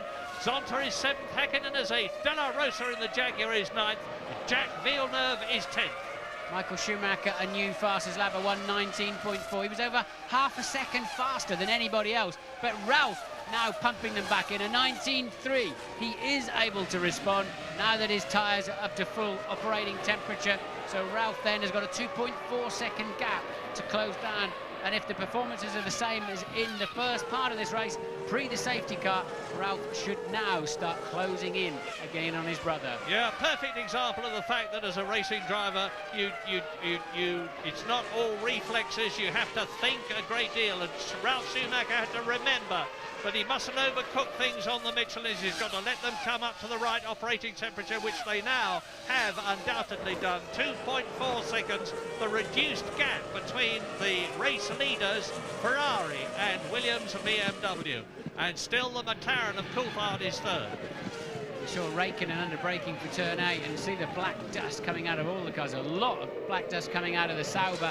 I hope Raikkonen still has some brakes left towards the end of the 69 laps, but now you can see the pack beginning once again to spread out. Where's Ralph this time around? So far, he's about a 1/10 of a second up on this lap as Verstappen then, who made that pit stop just after the safety car came in the pits. He is now, he's just taken 13th place back. So Jenson Button is out of the race, of course. So go through the retirees. Montoya crashed out, unforced error. Barrichello falling off in sympathy, nowhere to go. Button, technical problems. His teammate ran into him early in the race. Alonso just pulled off. Heidfeld out when he got pushed from behind by Eddie Irvine, and Fisichella running into the back of Button early on. And that is the retirees of the race so far. And Ralf Schumacher has got the gap down to 2.2 seconds as you look at Panis, followed by Raikkonen, Zonta, Hakkinen, Della Rosa, and somewhere down the road, Villeneuve. Yeah, don't relax, Michael, says Ralph, because I am after you. 2.8 seconds, 2.6 seconds, 2.4 seconds. It's now 2.2 seconds because Ralf Schumacher is lapping consistently 0.2 of a second faster than his brother. Now, whether this is because Michael knows exactly what the score is and is pacing himself just where we're not yet up to halfway through the race. Lap 34, 35 is going to be half distance. We're on lap 27 now. Look at Della Rosa shaping up to the back of Hakkinen, coming down into there's Della Rosa, pulls out of the slipstream now. Will he be able to go up the inside? No, not able, not confident to step on the brake pedal that late. Hakkinen then maintaining 8th position. Yeah, Mika Häkkinen's problem, of course, is that he wants to get past Ricardo Zonta whilst he stops Pedro de la Rosa from doing the same thing again. Off goes Luciano Berti in the Prost, well down in the field. He's 12th out of the 14 runners that are still going round out of the 22 who started. And Bertie's teammate, Jean Alesi, in the other Prost, is only 1 place higher up the field in 11th position. 14 cars left, 22 started. You can see how close it is. This is a typical Canadian Grand Prix. We see more nose-to-tail racing. So then the two Schumacher brothers up front, and they're in a class of their own. Michael's just done a 1:18.9 now. 19.0 for his brother. They're over a second faster than anybody else on the racetrack. Coulthard just edging 0.9 of a second ahead now of Trulli. That was the yellow Jordan of Zonta you were just looking at, still maintaining his position ahead of Hakkinen Della Rosa. That's a new lap record then for Michael Schumacher, the first under 1:19 here at the Circuit Gilles Villeneuve. And Ralf Schumacher goes faster again. He's got it down. It's still maintaining that 0.2 of a second advantage. He's just gone round in 1:18.6, which is nearly 0.3 faster than his brother. And the gap is now down to 2 seconds. And just as Ralf Schumacher closes up on his brother, he pulls away from David Coulthard, who is now 8 seconds behind Michael and 6 seconds behind Ralph. And he's only half a second ahead of Jarno Trulli. We heard from James Allen that there is some problem at the front of the car. Don't know exactly what it is. It doesn't seem to be slowing David much, but it is undoubtedly slowing him. But Michael, look at this. We know how reliable the Ferrari is. It seems to be virtually bulletproof. He's very, very seldom had trouble for the last 3 or 4 races, which takes him out in terms of engine, gearbox, suspension, or the other things. Louise Allen, what is it? With Juan Pablo Montoya. Juan Pablo, your second race when you've gone out with an accident in a row. Just tell us about that one. I don't really know what happened. It was very strange, you know, like I know Monaco I made a mistake, but here, you know, I was doing exactly the same every lap. And when I went over the curve, suddenly the rear just stepped out really weird. Now, you collected Rubens in that one. Did you have a chance to chat with him on the way back? Yeah, I didn't really touch him or anything. When he saw I was going wide, I think he went very early in the power and the car just stepped out as well. Thanks, Juan Pablo. Back to Murray Brundle. I'll get it right next time, Louise. Into the pits comes Pedro de la Rosa, loses a place, of course. Shauna Lacey goes past it. Have a look at this. Ralf Schumacher, 1:18.3. Just took 3/4 of a second out of Michael. The gap now down to 1.4 as you watch De La Rosa rejoining in what will be last place but one. That'll be 13th then for De La Rosa.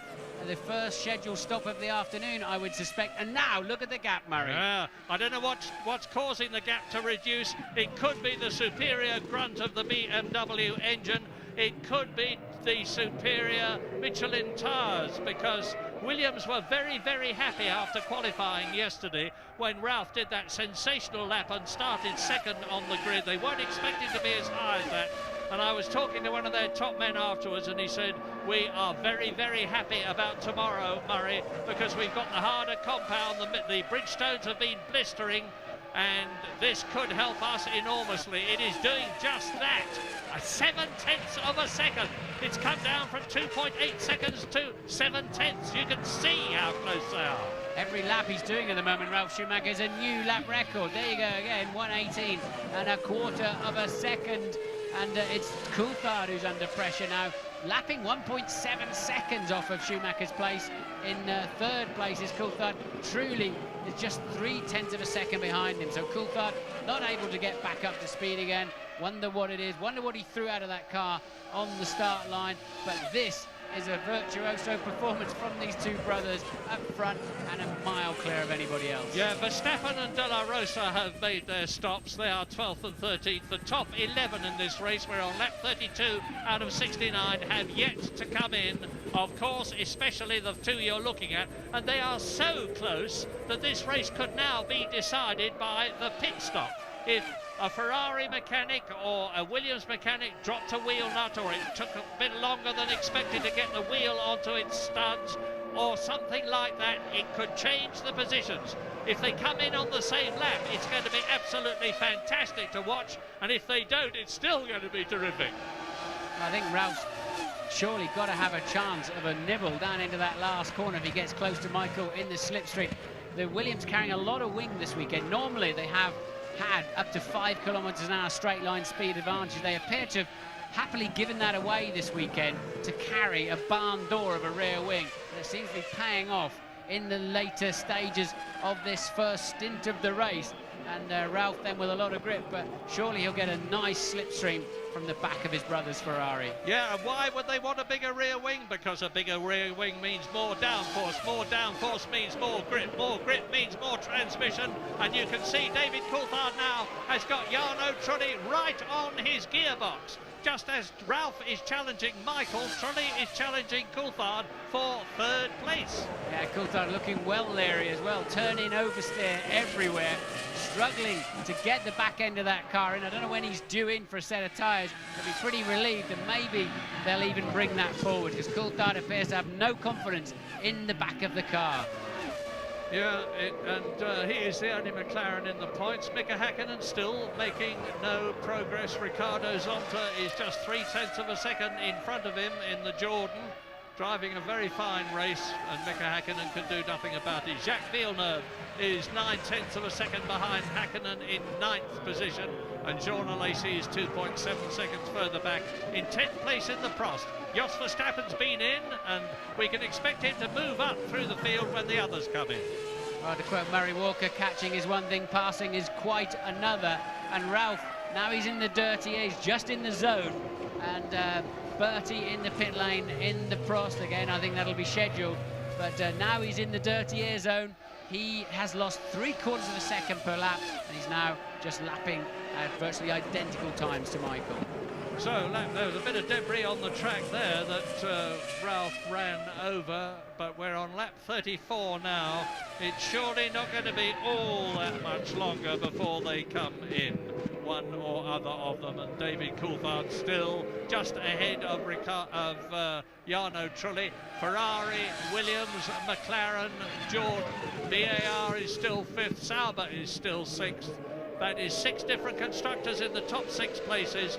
Jordan are doing well in this race because Zonta is in 7th place, only 1 place off the points as the race leaders come through to complete another lap. That is the end of their 34th lap, and the gap is 0.6 of a second in. So there's 35 laps to go. 34 gone, 35 to go, including the one they are on. Half distance in Canada.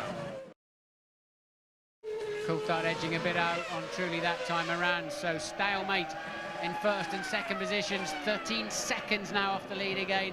Coulthard, Truly 7/10, and Villeneuve then with a problem. Villeneuve in pit straight with a problem, and that's a long way from home, of course. That's an entire lap. Now he has to be so careful, and he knows, he has a look. It's such a dangerous place to cross the end of the pit lane. If you come around the other side of the wall, you can have an enormous accident. They're already doing 150, 160 kilometres, 100 odd miles an hour. And what are we going to see here? We're going to see nothing. We're going to see Villeneuve just beginning to falter and sensibly getting out of Alesi's way. Yeah, really, this is a jinx circuit as far as poor Jacques is concerned. Oh, and Ralf Schumacher right alongside Michael, who moves across quite fairly. But now the battle is really on. This is lap 35, and Ralf is giving his brother a very, very hard time. Michael under the most gigantic pressure. But he's got a clear track in front of him. He knows who's behind him. He knows it's his brother. And he's said time and time again, I love racing with Ralf because we trust each other. Poor Jacques walks in. This is, I think, the 5th year in succession that he's had something dramatic happen to him at Canada. We think it's transmission, and look, this is how far alongside Ralf got coming down into the last corner, and not quite far enough in his view to make it stick. So that's where Ralph's going to make the move if and when he makes it. But let's remember, Michael's trying to win a world championship, Ralph's trying to win another race. Yeah, very, very, very good point. Now, Ralf Schumacher, of course, won the San Marino Grand Prix. Jacques Villeneuve giving an interview. And whilst he's very anxious to win this one, he's going to be even more anxious to finish. And finishing is something that the Williams team have not been very good at this year because they've had... Sorry, Murray, here we go. Look, Ralf really got a nice run out of the hairpin last time around, but does not even attempt it this time. And you can see him treading slightly cautiously here. Doesn't want to run into Michael, doesn't want to ruin his own race either. Tough call for him. They have run into each other before, back at the Nürburgring 2 or 3 years back. In the first corner, a very nasty accident that turned out to be, and they got caught up with various teammates on that one. Wasn't a direct, just a pair of them. But this is a tough call for Ralf Schumacher. He's racing for BMW Williams. He's not racing for the Schumacher family. Yeah, as I was saying, Williams have had 11 retirements from 14 starts this year. Not entirely their fault, as out of the pit. Panis comes into the pit lane, followed by Zonta. Now it's a race between the mechanics now. I would doubt that the Jordan people would be able dramatically to beat the BAR people, but remember that the order when they came in was Panis and Zonta, and out goes Olivier Panis, and Zonta is already making his way down the pit lane, and it's the Jordan ahead as they come out onto the track with a clear circuit, and still Michael leads Ralf, Ferrari leads Williams, Ferrari engine leads BMW, Bridgestone lead Michelin, and Ralf is having a look all the time. Look to the left, look to the right, through the chicane, over the line to complete the lap, and that is 37 completed into lap 38. The gap, well, it's a visual gap, but in terms of time, it was about 4/10 of a second into turn 1. Out of turn 2, now they accelerate away round here, up towards the right and left at turns 3 and 4, which they are at now. Approach the right-hander at about 155 miles an hour as we look down now on David Coulthard and Jarno Trulli in the McLaren and the Jordan, respectively, still third and fourth. And still on lap 38, none of the top 7 have been in. Yes, the top 8th for Verstappen, 9th still. Hello, replay here. I think it's Hakkinen who's going to be taking Raikkonen. So Hakkinen then, and Panis pits at the end of this lap. That's freed Mika Hakkinen. He's in 5th place. He's just done his fastest lap of the race, somewhere near the leader's pace at 19.0. So Hakkinen then does have a fast car underneath him, and for the first time this race, a clear track ahead of him. And the gap between him and Jarno Trulli ahead of him is 8 seconds. He's now very much in the points in 5th position. So both the McLarens are in the points, as in comes Olivier Panis. So that's Panis' second stop, Yeah, Barry. I was a bit So baffled some by kind that. of drama. I wonder if they got any fuel in it. They had a long fuel stop, remember. We think his teammate went out with transmission trouble, and maybe Panis it's not a pit stop problem. Look, it looks a very similar problem to Villeneuve's, doesn't it? A crawling BAR. He's out. Panis has retired. Both the BARs are out. A big blow for them, because, as I keep on saying, there is a war between Jordan and BAR for the custom of Honda. They both want Honda engines next year. All 4 cars, the 2 Jordans and the BARs, have got them this year, and now both the BARs are out and both the Jordans are very much in. Jarno Trulli has just been into the pits, and his teammate Ricardo Zonta has also stopped. Fastest man on the racetrack last time around was Mika Hakkinen. 4th place man now, Mika Hakkinen, because of Trulli's stop. 6.8 seconds behind Coulthard, and homing in at a 2.5 a lap. So Hakkinen's car working very well. Coulthard can't get his car working at all. Look how close Ralph is to Michael. Will he have a stab this time? And strange time to cut away, Mr. Director. No, clearly, of course, he didn't get through. Yeah, of course, Michael is an absolute master of tactics and placing the car. There's very little between it at this point of the race between the 2 cars. I have the feeling that if Ralf Schumacher could only scramble past his brother, he could pull away.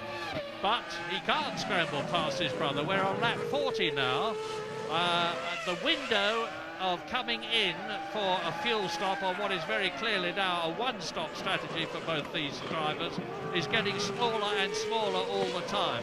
Into the pits comes Kimi Räikkönen from 5th position, stops, up goes the front of the car, up goes the back of the car, off come the old wheels and tyres, on go the new ones, clean his visor, check that there's nothing in the radiators. Louise Goodman Has Jacques Villeneuve with her, Murray. Jacques, you told me yesterday that this track wasn't fated for you. It's not exactly lucky though, is it? Well, no, this weekend was really hard. It's the worst weekend I've ever had since I started racing, actually. We've had something go wrong every day. So it's been tough, yeah. Just briefly, what's actually put you out this afternoon? I'm not sure. I believe it's the clutch, but it could be something else. But Louise, I must interrupt because I'm sorry. We were seeing another mighty challenge from Ralf Schumacher, but he just can't do it, Martin. He just can't get near enough to have a brave stab. Later in the race he probably will, but it's too earlier days at the moment. And just to finish off what Jacques was saying there, he believes it's a clutch failure. It looked as if Ollie Panis's problem could well have been the same in the sister BAR just 1 lap later. But Ralph then has got the fastest car underneath him, I think. I think with clear air, Ralph would be down there in the 17s by now. Yeah. 10 retirements, and there are 12 left. You've heard the retirements. I'll go through them again in order of retirement as you watch Michael and Ralph fighting for the lead. Fisichella, Irvine, Heidfeld, Alonso, Button, Barrichello, Montoya, Bernoldi and Jacques Villeneuve are out of the race, as is Olivier Panis. Last man running, Tarso Marquez. Another scrap shaping up then is Hakkinen, 4th place man, closing in down to 3.3 seconds on 3rd place man Coulthard, and Ralph as close as ever. But as I said in Monte Carlo, the man in front of you in a slow corner will always, of course, be on the throttle a car length ahead of you and launch out of the corner. Is this the lap Ralph can do it? No, it's not. No, and they're coming up to Luciano Berti to lap him. The young Brazilian who has switched from Jaguar to Prost is running last but one. He's 11th out of the 12 who are left. And both the Ferrari and the Williams are closing up on him. And if this happens at a difficult part of the course when they make to pass, as I've said in the past, it could be Ralf Schumacher's opportunity if Michael gets his passing move wrong. I would be very surprised if he did, as talented and experienced a driver as he is. I think they should be bringing Coulthard in. He's losing too much time, whatever his problem is out there. If it's tyres, he should be in now, because Truly, who he was racing with, is out there lapping faster behind him because he's made his stop. But Truly is going to slingshot past Coulthard, so is Hakkinen. So Coulthard then needs to keep his championship alive, hopes alive this afternoon. I think he needs to pit early. Hakkinen now, an 18.2. That is just about the fastest lap of the race. Not quite though, is it, Murray? No, remember what I said about Jos Verstappen stopping early and he would recover? Well, he has recovered. He is now up into 5th position. Jos Verstappen in the orange arrows is up into 5th position, and here is Ralf Schumacher's opportunity again. Now this time he might make it stick. No, he won't, because Michael takes the racing line and brother Ralf just backs off that modicum to say, OK, Michael, I'll stay here and I will be back. But it's very dirty up the inside there, Murray. It's so easy to go in there deep and then lock a wheel and bounce across those concrete blocks or across the grasscrete itself, and we can see the McLaren mechanics as Hakkinen then shaping up to pass Coulthard, as Coulthard does pit early. I think that is a smart move, or probably earlier than he could have, judging by how far these McLarens have gone earlier in the season. They saved fuel, of course, during the safety car period. James Allen. I don't think it's tyres that's the problem. I think it's the front barge board that's flapping. There's a lot of detritus as well, and debris in the radiators. The temperatures have been high, obviously, but slight delay as they get the fuel in, and he's away safely. But Coulthard, a smart stop. He was 25 seconds ahead of Trulli. It'll be touch and go as to whether he rejoins in front of him, but I think he has. Well, he's just got ahead of... Oh, and look at this. Bertie moves over and lets the leaders through. Hakkinen is up into 3rd place, having gone as far as 9th for a very long time. Verstappen is up to 4th. David Coulthard is 5th. Schumacher, Ralf is having yet another look at exactly the same place, and again he backs off. Surely this can't go on much longer. But Ralf knows if he snatches a break up the inside of his brother, he'll just career into the side of him or across the grasscrete, and he'll get a stop-and-go penalty if he makes a place by shortcutting the chicane. That's the problem up the dirty inside. Panis had rejoined the racetrack, and it looks like once again he's going to retire. Well, here we are, lap 44, Schumacher, Hakkinen 3rd, Verstappen 4th, Coulthard 5th, Jarno Trulli 6th, De La Rosa 7th in the Jaguar, Kimi Raikkonen down to 8th, Alesi is 9th, Zonta is 10th, followed by Bertie, Marquez, and those are the 12 runners. And what you're seeing now is an absolute demonstration, complete proof of the fact that this is the greatest pair of brothers who have ever raced in Formula One. We've had the Mexican Rodriguez brothers, the Canadian Villeneuve brothers, the Fittipaldis from Brazil, the Schechters from South Africa, the Brabham brothers from Australia, the Stewart brothers from Scotland, the Brambilla brothers from Italy, and Mark and his brother Jordi Genet from Spain. But these two top them all by a very, very long way. So no chance this time around. Verstappen then, remember he's on a 2-stopper. He's up to 4th place, Jos Verstappen. Hakkinen hasn't stopped yet in 3rd, and he's 24 seconds off the lead. But Hakkinen absolutely on the march since the traffic made pit stops or tripped over themselves. Suddenly he's been on a pace that would have enabled him to probably win the race. Strange that, his McLaren working very well. Will Coulthard's work any better with a fresh set of tyres? 1:18.2, the fastest lap so far. They're lapping at about 1:18.3, 1:18.4 at the present moment. So they're very, very much on the ragged edge of going as fast as they possibly can, as Michael tries to retain the lead. Ralf tries to take it. They are 25 seconds ahead of Mika Hakkinen. But it's good news for McLaren. There's 4 potential World Championship points for Mika Hakkinen, who thus far, and this is the 8th race of the year, has only got 4 points, so he could double his score at the end of this race. But David Coulthard down in 5th position, who needs every point he can get, with Michael Schumacher now 12 points ahead of him in the World Championship, is losing yet more points in comparison with the great German, who chases... Ralf chases Michael down to the chicane. This is the end of the 45th lap. Ralf follows in his brother's wheel tracks. Over the line they go. Now Mika Hakkinen should be about 25 seconds behind them. Panis ran out of brakes. Remember us talking at the beginning of how hard this place is on brakes. So we've had the first car out of the race after 45 laps with braking problems. Well, here is Mika Häkkinen alone on the track. Fastest lap, 1:18.1. This is showing exactly what you said, Martin. He's on his own now. He's got a clear track. He is really going for it. He's reducing the gap between himself and the leaders. I don't know if a superior fuel strategy or better fuel economy is going to help him, but if it is, he needs all the help he can get at the present moment. Yeah, that's despite having a fuel flap open. Of course, the pits are sometimes left-handed, sometimes right-handed. There's 2 fuel flaps on a Formula 1 car, and they only use 1 per weekend. The other one they're not using this weekend is up on Häkkinen's car. Won't help the aerodynamics much.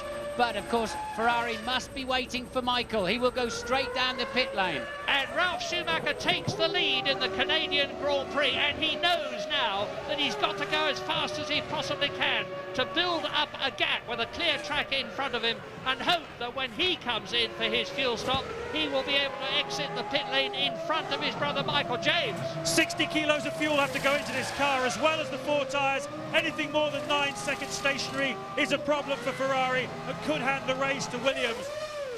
Good stop, 8.4. Williams, the pressure is on you now, guys. Yeah, indeed it is, and Michael Schumacher regains the track before Mika Häkkinen goes through in 3rd position.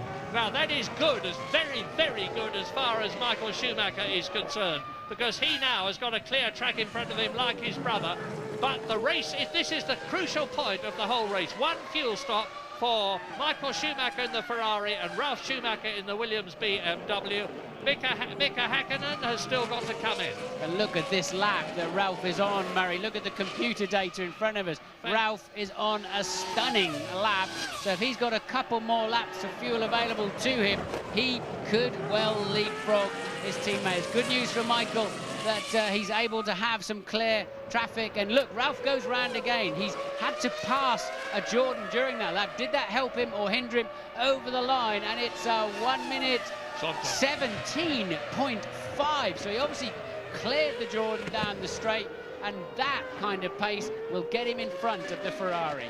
Yeah, Ralf knows exactly what the score is. He is reacting magnificently to the challenge that's been thrown down to him by his brother and the Ferrari team. And it's showing too that the BMW engine appears to be more fuel efficient than the Ferrari engine. I was talking to Ross Brawn, the Ferrari boss, yesterday. I said, how's the fuel efficiency? And he said, we are struggling a bit. Yeah, Michael then full 4 seconds slower. That was his out lap. And it was Ralph's hot lap, of course, that I'm comparing there. So Michael Schumacher definitely under pressure at this stage of the race. And this is lap 48 out of 69, 21 to go. In comes Jos Verstappen again. Lap 48. This will be a second fuel stop. Let's just check. Yes, they're all ready for him. Up goes the whole car.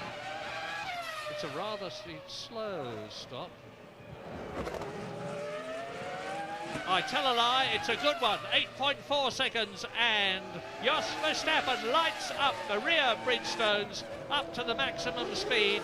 Through goes Tarso Marquez, who is 12th and last. And rejoining the race goes Jos Verstappen, as Michael Schumacher now 25 seconds behind his brother Ralf. But Ralf, of course, has still got to come in. It's going to be mighty, mighty close when Ralf Schumacher exits the pit lane. I think Ralph's done enough on the track. Will Williams do enough in the pit lane? Another new lap record for Ralf on a 1:17.467 last time around. Michael, a 1:18.1 that time around. Surely then, Ralf has done enough. We'll be back very shortly.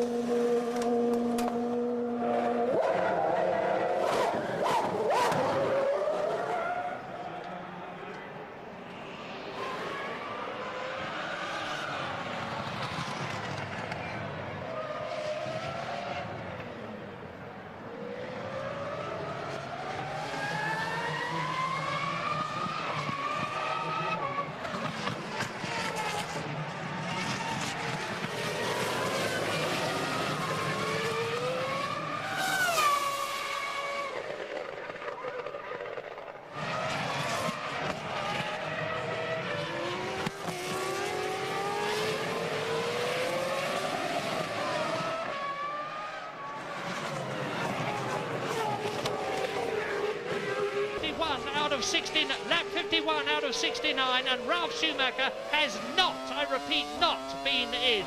He has stayed out on the track. This BMW engine must be incredibly fuel efficient. He'll be in at the end of this lap, I'm sure of it. They must bring him in with this traffic. His laps, you can now see another new lap record, 1:17.2. He has easily done enough to leapfrog the Ferrari of his brother Michael, but he now, I'm sure, looking at in the pit lane, confirmed Williams will stop. There you see it for yourself. So Ralf then, the end of this long straight, will just shoot down the pit lane. He'll lose a bit of time, will he? No, he's cleared that car nicely, so no in-lap problems for Ralf. Surely he will come out in the lead. Watch the pit lane looming up now. Get the speed off before the speed zone now, and down he goes. It will be a reasonable run. Somewhere in the middle of the lane are the Williams team, and looks so slow, Murray, doesn't it? Yeah, but this is the crucial point of the whole race. If they do a nice clean stop, and the Williams team are very experienced at this, on go the new Michelin tyres. The wheel now to tighten up now. Where is Michael Schumacher? Ralf Schumacher comes out of the pit lane now, and there is Michael in the background. Ralf Schumacher rejoins the circuit, and a roar of approval from the crowd. They can tell a real fight when they see one, and Ralf Schumacher looks, I'm going to be very cautious in what I say now, looks as though he is on the way to a second brilliant victory of the year, having won the San Marino Grand Prix at Imola.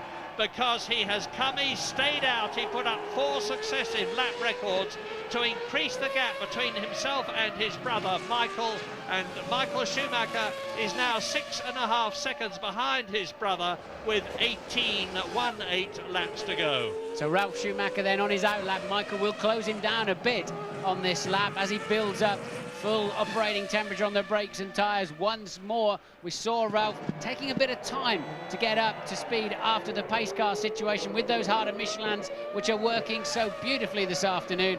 It's harder to chase, it's easier to chase rather than be chased. Can Michael turn the table? So Ralf Schumacher leads Michael Schumacher. Hakkinen stopped and maintained his third place ahead of Coulthard, who still has no pace despite the tyre stop. Some kind of drama going on with Coulthard, we don't know what. Della Rosa is 5th. I believe he will stop again yet. Jarno Trulli back in 6th place. Yeah, it's good news for Jaguar fans after the disappointment of Eddie Irvine's early retirement when he collided with Nick Heidfeld, because Pedro Della Rosa, new to the team, is up there in 5th position behind David Coulthard. You can see how close the McLaren and the Jaguar are, and you can see that the yellow Jordan of Jarno Trulli is also that you can see the gap between them. As down to the dreaded chicane they come, and Della Rosa has a look.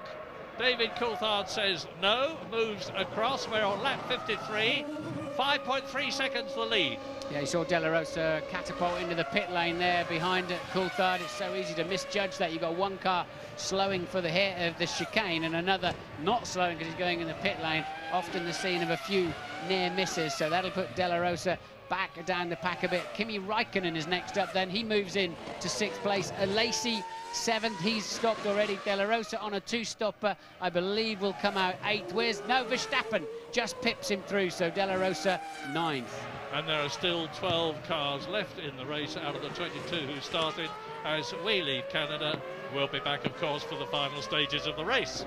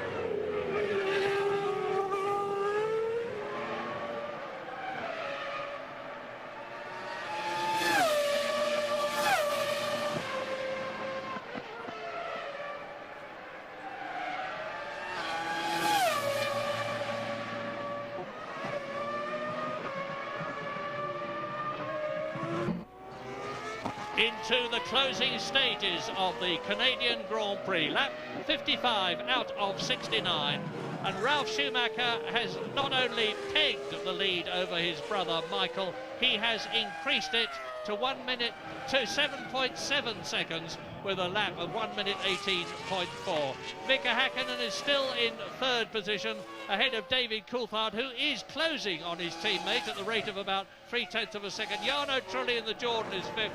Kimi Raikkonen is in sixth place. And Raikkonen has this man Lacey chasing him down for that final crucial World Championship point. But let me just remind you how Ralf Schumacher got ahead. He put in a series of stunning 1 minute 17, setting a new lap record finally of 17.2, taking a best part of a second a lap out of his brother through that stage of the race. Just before his pit stop, they had more fuel on board.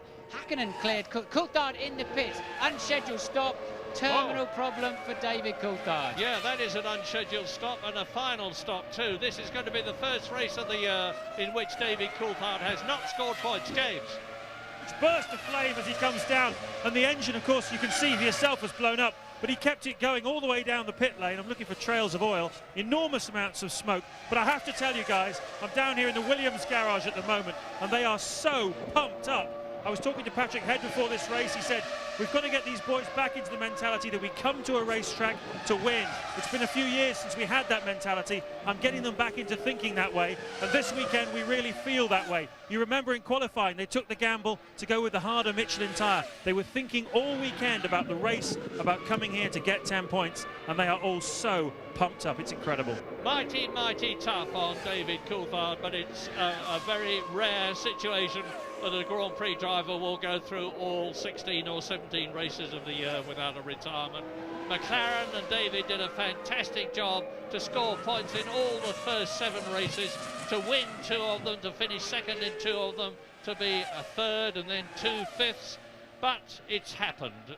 The weakness of some element in the car has shown itself, and out goes David Coulthard. And that means to say that if Michael Schumacher can just finish this race second or first, and he's second at the moment, he's going massively to increase his already substantial lead over David Coulthard.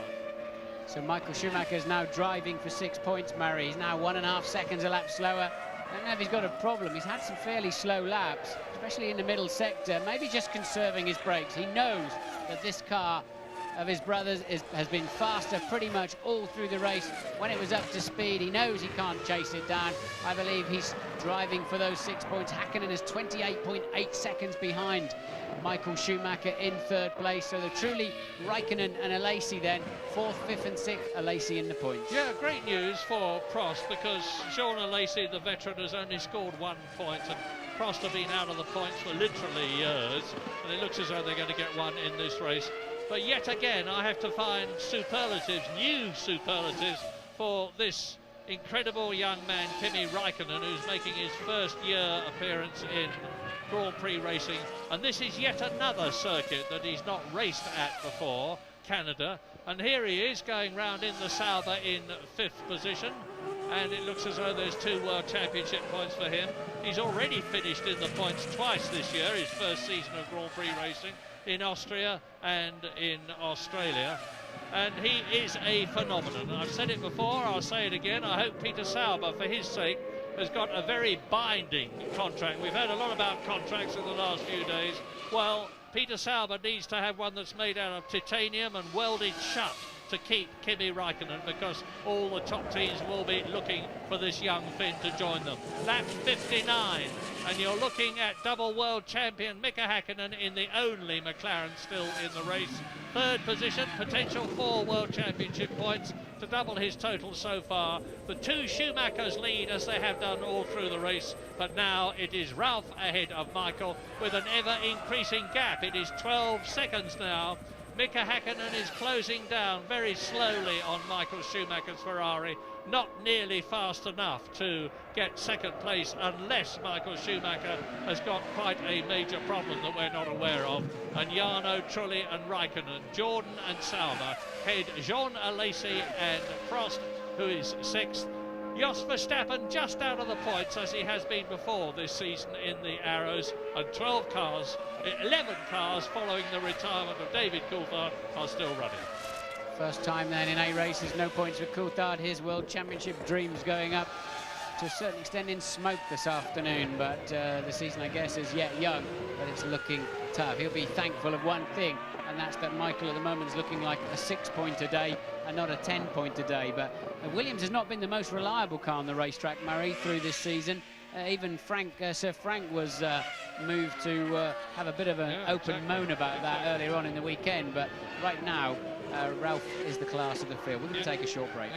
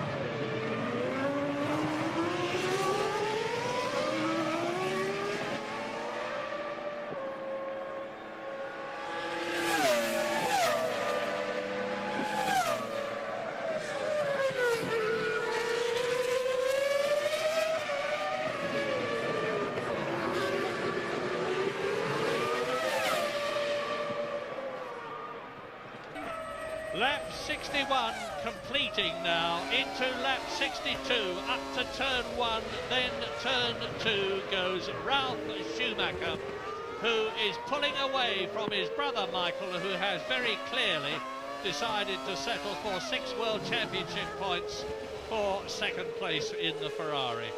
And provided the Williams reliability problems, of which they've had many during this season, do not strike again, it looks as though Ralf is in for a second superb victory this year, a second career victory for the German. Yeah, it's strange, isn't it? You see that happen so often. He waited 70-odd races to be able to win a Grand Prix, and all of a sudden he's looking at his second one virtually immediately. It so often happens that you break through into a whole new level of performance, and we've certainly seen that from Ralf this afternoon.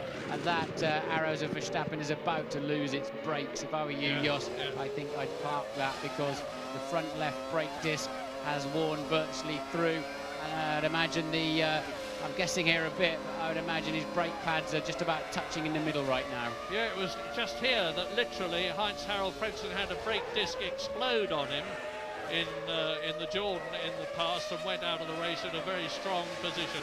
P1, place 1 is the board that Ralf Schumacher sees as he rockets past the garages and into another lap. This is his 3rd lap. They're resting in the Williams garage now. There's nothing they can do. Ralf Schumacher is consistently increasing his lead over his brother. It's now nearly 16 seconds. Mika Häkkinen in 3rd place is not catching Michael Schumacher. Jarno Trulli, who is 4th, is not catching Mika Häkkinen. But Kimi Räikkönen and Jorna Lacey, as they are forcing each other, are closing up on Jarno Trulli. The gap is only about 5 seconds between the Sauber 5th and the Jordan 4th. Yeah, Lacey putting pressure on Räikkönen, 5th place man Räikkönen, 6th place man Lacey, and I'd imagine Kimi Räikkönen's another man with a soggy brake pedal. We've seen clouds of black smoke pouring off of his Sauber under braking since virtually the beginning of the race, you start to get a very long pedal towards the end, which does not inspire confidence when you're trying to lose something like 150 miles an hour in 100 meters or so. And Raikkonen then, really the only race left on the racetrack is Raikkonen 5th, Alesi 6th, 1.7 seconds apart. The lap before, now just 9/10 of a second apart. You're not watching it. That's Häkkinen, of course, in an easy third place. 28 seconds behind Schumacher, 27 seconds ahead of Raikkonen. So what does this mean in terms of the World Championship drivers and constructors? It means that Michael Schumacher on 6 World Championship points, as you look at Raikkonen closing up on the Jordan. It means that Michael Schumacher, going past the Jordan, going past Jarno Trulli and up into 4th position. So here's Jarno Trulli at the chicane, taking a wider line. Kimi Raikkonen tucks it in tight and rockets past the Jordan to increase his position, prove his position up into 4th place. Terrific. Trulli's got a brake problem, I believe. Trulli then very slow in the last sector of the last lap in the first sector, and there he is cruising. Jarno Trulli, I believe, probably running out of brakes. As Frentzen did in the Jordan, as I was talking earlier, not this year, previous year. So a bit of a problem for the Jordan team there, and we're on lap 64 out of 69 as Jos Verstappen is coming up now. Look at the arrows in the background. He is currently in, now where is he in? He's in 7th, but he's going to move up into the points. When he goes past Jarno Trulli, Jos Verstappen in the arrows, and he does it now, is back in the points where he was earlier in the race. He is on, I remind you, a 2-stop strategy. He has stopped twice. He's got his reward. He's only got 4 laps to go after this one. I hope his left front brake, Verstappen's left front brake will stay the course, because that'll be a very well-earned World Championship point there for Verstappen. Running strong in the early stages, albeit on a little bit less fuel load, but Verstappen then up into a points position. But we know he must be struggling with brakes. Yeah, and it's lap 65, so 66, 67, 68 and 69 to go in this long race, which is always so much of a car breaker, always so much of a brake wrecker. And as I said before the race even began, it's a race of attrition. 22 started, there are 11 left. I wouldn't be at all surprised if we see a couple of retirements in the very few laps that are left, because as Martin has pointed out, and as you can see from the brake dust that is pouring out from some of these cars, they are right on the ragged limits of brake wear.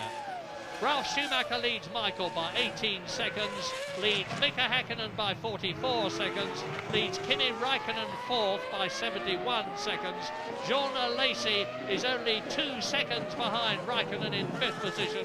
Jos Verstappen is 6th and has been lapped. So it looks to me as though a maximum 5 cars are going to go the distance. Probably not that. Trulli then in the pit lane. We'll have to wait for confirmation of his problems, and the engine seems fine. As I say, I'm pretty sure that's going to be a shortage of brakes. New braking system on that car this weekend. Yeah, and Trulli got very air-rated when he lost a potential 3rd place on the grid because he was made to park in the Parc Fermé.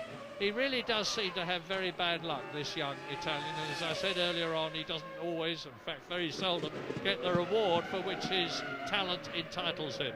Looks as though Ralf Schumacher's going to do it though. Winner in Italy, San Marino Grand Prix.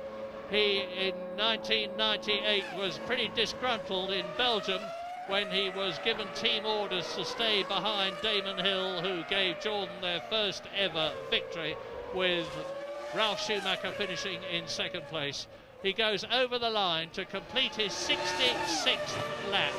So he's just got those 3 laps now of less than 3 miles each, less than 9 miles now for a famous victory, a 2nd one for the Williams, BMW, Michelin, Ralf Schumacher partnership. Michael swerving around. The plastic bags laying on the racetrack there, critical if they get in your air intakes. So Michael then just really driving for the 6 points, lapping 8/10 slower than his brother, but his brother's cruising as well now. They've been in the 17s, they're now in the 19s and 20s. There's nothing to be gained. Oh, that's Verstappen. That's Verstappen out of the race. It's exactly what you said was going to happen. Afraid so. You could see it coming. That's going to be a brake failure, and it always goes when you most need them. Well, Martin, that means that Jaguar are now on a potential World Championship point. The first one in the team for Pedro de la Rosa. Eddie Irvine, of course, finished in 3rd place at Monaco, and there is the spin that took Jos Verstappen, probably due to a brake failure, out of the race and promoted Pedro de la Rosa to 6th position in the Jaguar for 1 World Championship point. We're on lap 67 now, coming up to lap 68 as over the grid now goes Ralf Schumacher on his last lap for 1, and it's at this point in the race that I always like to give credit not only to the drivers but some of the other team people. Ralf Schumacher himself, of course, Sir Frank Williams, the great head of Williams Grand Prix Engineering, with his long-term partner Patrick Head, the top of the technical side, Sam Michael, who has done so much, and we mustn't forget BMW, Dr. Mario Tyson, who's done a superb job, nor Michelin, Pierre Dupasquier, the very wily Frenchman who has brought Michelin back into Grand Prix racing and is about to get his reward, a 2nd victory, which is something that I think even Michelin themselves didn't expect in their first season of returning to Grand Prix racing. Very, very slow lap for Michael Schumacher last time around.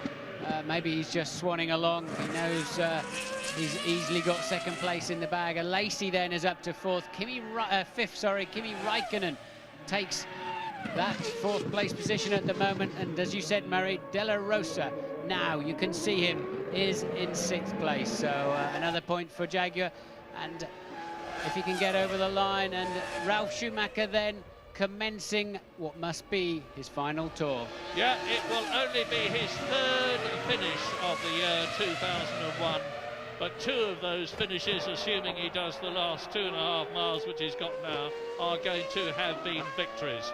And it looks as though Williams have beaten the reliability problems, because, as I said earlier on, the fact that Montoya is out of the race was nothing to do with the car, it was to do with a mistake that he made. It's great to see another constructor at the top. No discredit to Ferrari, no discredit to McLaren. They've both done over the years and are continuing to do an absolutely superlative job. But not many people like to see the same 2 teams winning all the time. And we're getting some real competition in Formula One now, back from Sir Frank Williams' team that has done so much in the past, had great names like Keke Rosberg, Nelson Piquet, Nigel Mansell, Damon Hill succeeding. And it looks now as though Ralf Schumacher is going to join that illustrious Hall of Fame as he enters that long straight for the last time. Comes down to the chicane, 2nd gear, 70 miles an hour on the apex from 205 miles an hour to exit it, and Ralf Schumacher wins the Canadian Grand Prix for Williams, for BMW, for Michelin, and of course for himself. A superb win, and another brilliant drive, not only by Ralf but by his brother. Brothers are going to finish 1st and 2nd here at Canada. Still waiting for Michael. Here he is, 6 World Championship points, more in this race than David Coulthard. He now leads the championship by 18 World Championship points. So Michael Schumacher, I don't know what the problem was, but he won't be too unhappy.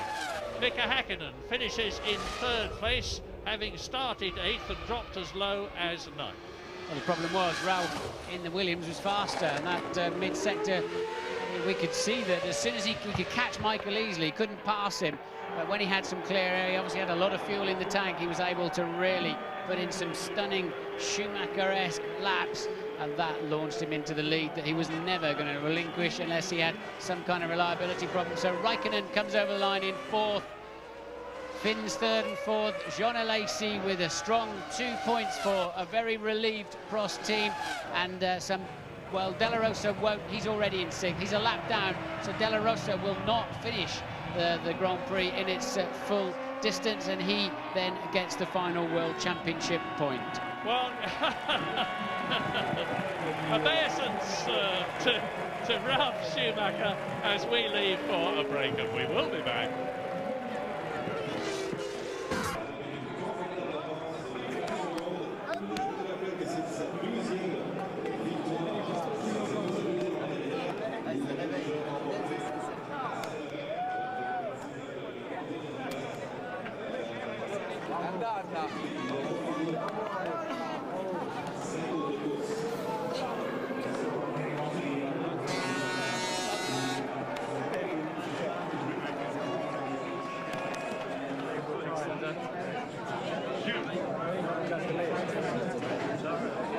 Well done, Sam. Thank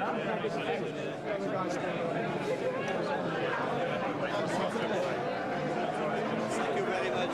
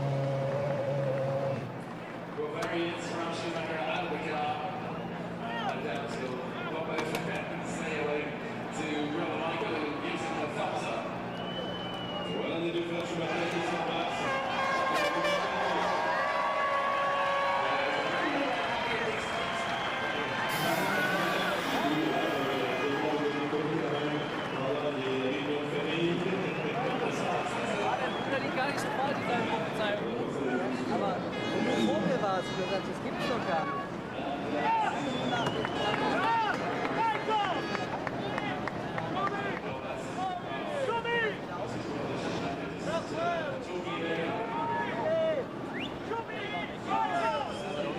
Siehst ja, ich bin neu.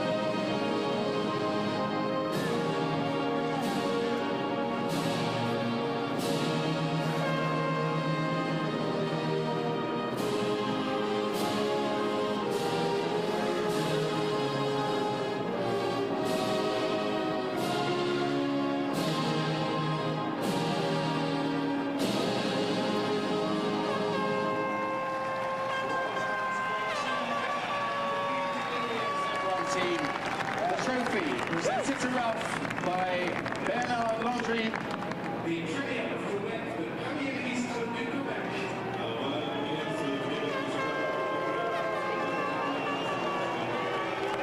To the winning constructor, BMW Williams, represented here by Jimmy Stanford, trophy presented by Chief Executive Officer of Air Canada.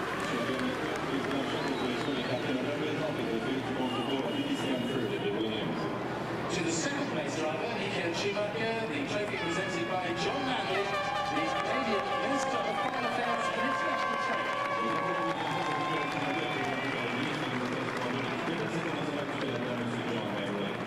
And to the third place driver, Mika Hakkinen, the trophy presented by Roger Pitt, the Air Canada President.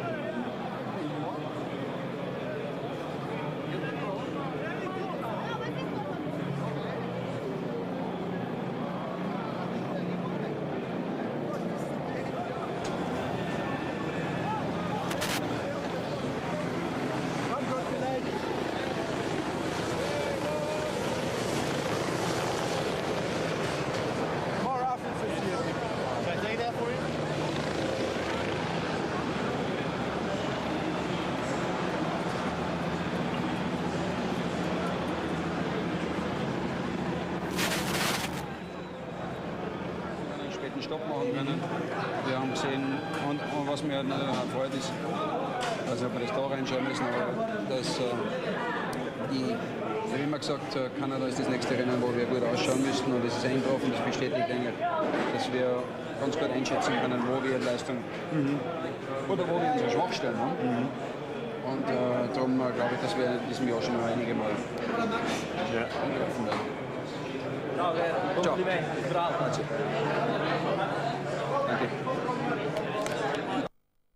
Canadian Grand Prix. It's the winner, Ralf Schumacher, Michael Schumacher, and Mika Häkkinen. Ralf, many, many congratulations. A superb second win, a great 46-lap duel with your brother, fastest lap. Is this the most fun you've ever had with your clothes on?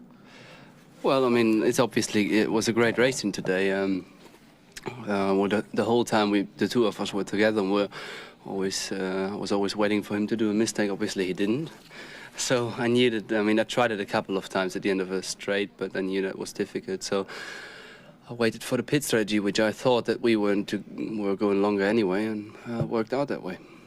We saw you pull out the slipstream on that final straight a couple of times and get almost along. Did you approach it differently because you were trying to overtake your brother? No, not really. You know, the thing is, I had the upper hand the whole stint, basically. I mean, I was following him quite easy. My car was just brilliant today. And I didn't want to risk too much. I knew that we were very long, you know, we had a lot of fuel on board. I knew that, so I thought, you know, you better wait till he pits and then you try to pull the gap out instead of, you know, trying it hard and maybe do a mistake and lose it, and that's what I tried. As you say, your car was brilliant today. When you were in the post-qualifying conference, you weren't very sure it would be good in race conditions. What did you do to it? Well, we changed quite a few things overnight, but the tyre today worked again brilliant, and I think looking at the Bridgestone tyres, they looked a bit worse than ours at the end of the race, and then especially looking at Michael's car, which was very nervous, I knew that it was difficult for him to go to pace. Well, thank you. Michael, I suppose you have to lose to someone. You might as well lose to your brother. Yeah, that's certainly the best to lose to. I mean, I guess our mum and dad will be very proud of us. First time a brother pair being first and second on the podium, and I'm obviously delighted. I took 6 important points. He got his second win in his career, so a happy family day, I'd say. And when he was following you for those 40 laps, did you trust him all the time not to make any mistakes, or do you think back to perhaps instances you've had at your kart track at home? No, the point is that I know he's experienced enough not to do mistakes, and he obviously was close to an overtaking, but when you're inside, basically you have to brake a little bit earlier to make the corner, and I was braking very late to try the maximum, and as he said, he knew he was going to go longer, so I understand that he didn't take the maximum risk for any of us, and it worked out for him. Now, after the stop, you seemed a little bit slow. Was that just taking it easy, or did you have a minor problem? I mean, initially I pushed obviously very hard in order to maybe make up the gap and beat him. So when he comes after his pit stop, I would come in front of him. But it's normal that this doesn't work because you are normally always faster by your end of the stint than whenever you put fresh tires on the fuel on board. But you have to try. I mean, you never know what traffic does, or maybe a little mistake. So I pushed in this moment very hard. Once I saw him coming up in front of me and putting quite a margin towards me, there was only one strategy: drive safely home the race and take the 6 points. Michael, thank you. Mickey, it must just be a tremendous relief to finally make the podium this year. One sense, yes. It has been a really disastrous start of the season. So it's nice to be in podium, and particularly starting 8th position, because this was our target, really. The finish in the podium was the most important. You were stuck in what seemed like a train of traffic, but once you got free, you're quite a bit quicker. How come you couldn't overtake them? Simply leaving from the hairpin before the back straight, you know, looks like the cars were in front of me. They were able to accelerate out of that corner a little bit quicker, so I never didn't get the opportunity to get the slipstream on a straight line and overtake me in the straight. So it was just impossible. It was just better to wait and see what happens. And the fuel stop, you know, when they went in the fuel stop one sense, that was obviously gave me a lot of help. And then they definitely had an incident. I think Räikkönen and Sonda had an incident, and Räikkönen had a damage in his diffuser. So his car wasn't handling so well anymore. So it gave me a great opportunity to overtake them. Hey, Mika. Ralf, we now go to what is really, I suppose, your home circuit at the Nürburgring. You must be looking forward to that with great vigour now. Well, I mean, it would be obviously great, especially in Nürburgring in Germany, when we could repeat it. I think the person next to me wouldn't like to hear that very much, but I mean, we both try our best, and whoever is going to be in front of us, I think it's great for the German crowd anyway. But I think we're both looking forward to come home and to compete again in front of home crowd. Thank you, gentlemen. Now a word from each of you, please, in your own languages, starting with Ralph. Ja, ik denk dat het duidelijk is dat... I led the camera and I'm very pleased. The car was very good throughout the race. We were on a two-stop strategy. I knew I had to push a lot during the whole race because we were going to take risks, but we had to go for a two-stop because we couldn't get the rear tires to last on a one-stopper. So I think it's a correct decision, and I enjoyed it because it's much better when you have you're going a two-stop, pushing every lap like 100%, and we were a little bit lucky at the end, okay, but on the other hand, we've been very unlucky the initial races of the season, so it feels good for the team. Also, the boys done a very hard job. It's not easy when you go from retirement to retirement, 3 races in a row, and feel very happy. So, Eddie, last week, you this week, this must be a Jaguar renaissance. Well, there's still a long way to go. I think we qualified very low, and then it made things very difficult for us in the race, so we have to keep working, and we are working on the right direction, that's for sure. We're scoring points, and that's difficult this year, but we will do well, don't worry. Pedro, congratulations, thank you.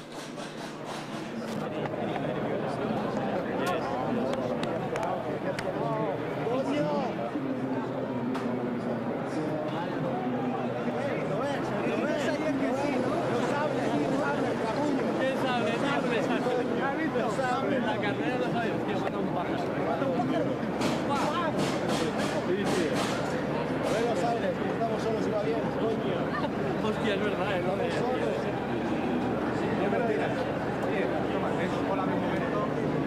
Hey, hola, ve. Joder, tío, gracias, ya tocaba. Ya tocaba, después de tantos abandonos y de tantas...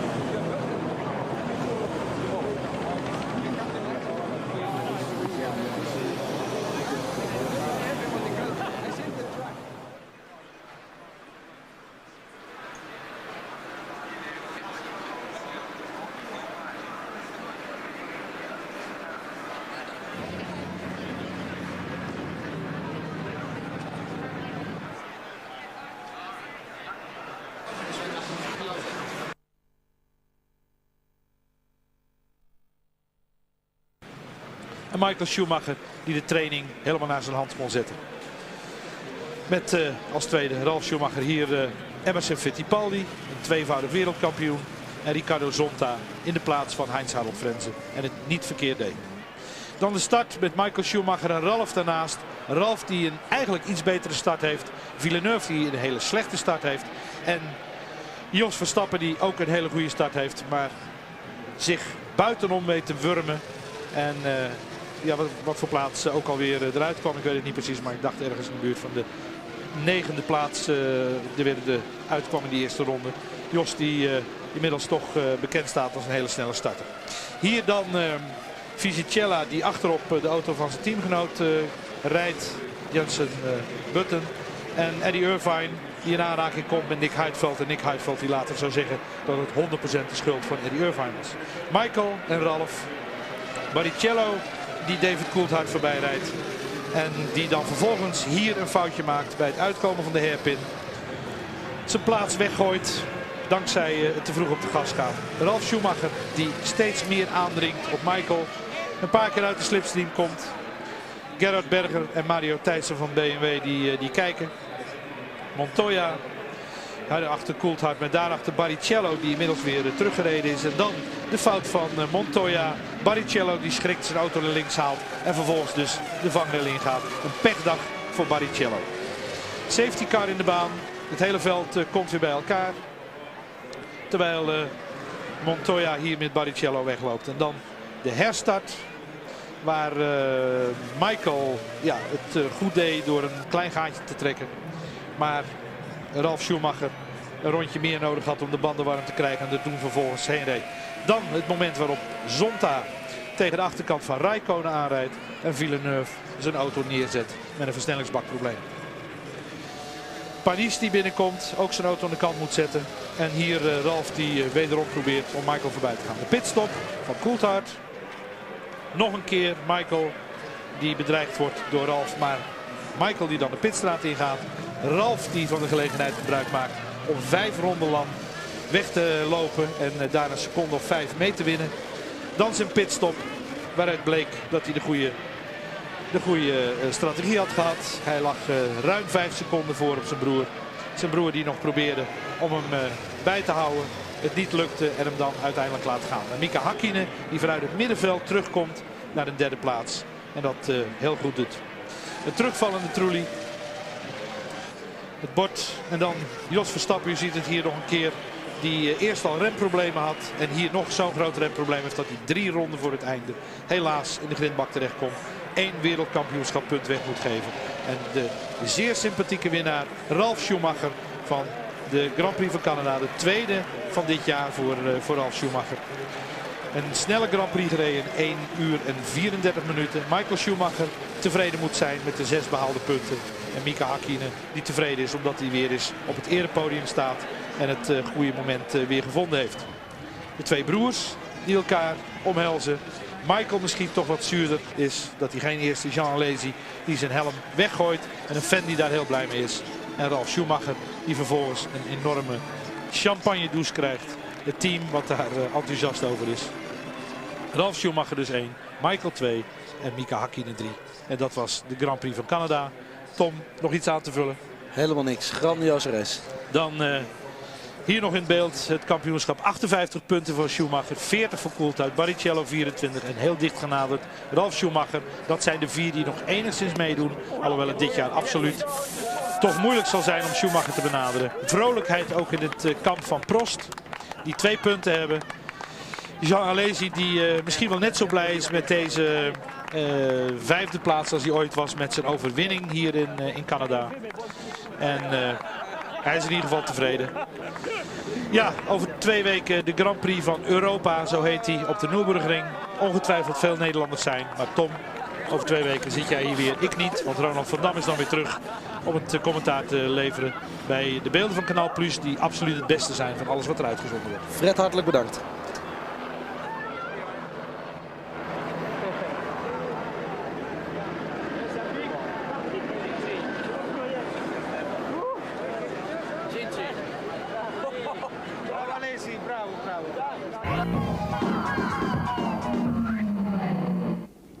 And welcome back to Montreal. Let me just confirm the result for you of the Canadian Grand Prix. Ralf Schumacher 10 out of 10. Michael Schumacher in 2nd place. Mika Häkkinen up on the podium with 4 points. Excellent drive again from Räikkönen, the veteran Alesi there in 5th. And De La Rosa making his point for Jaguar.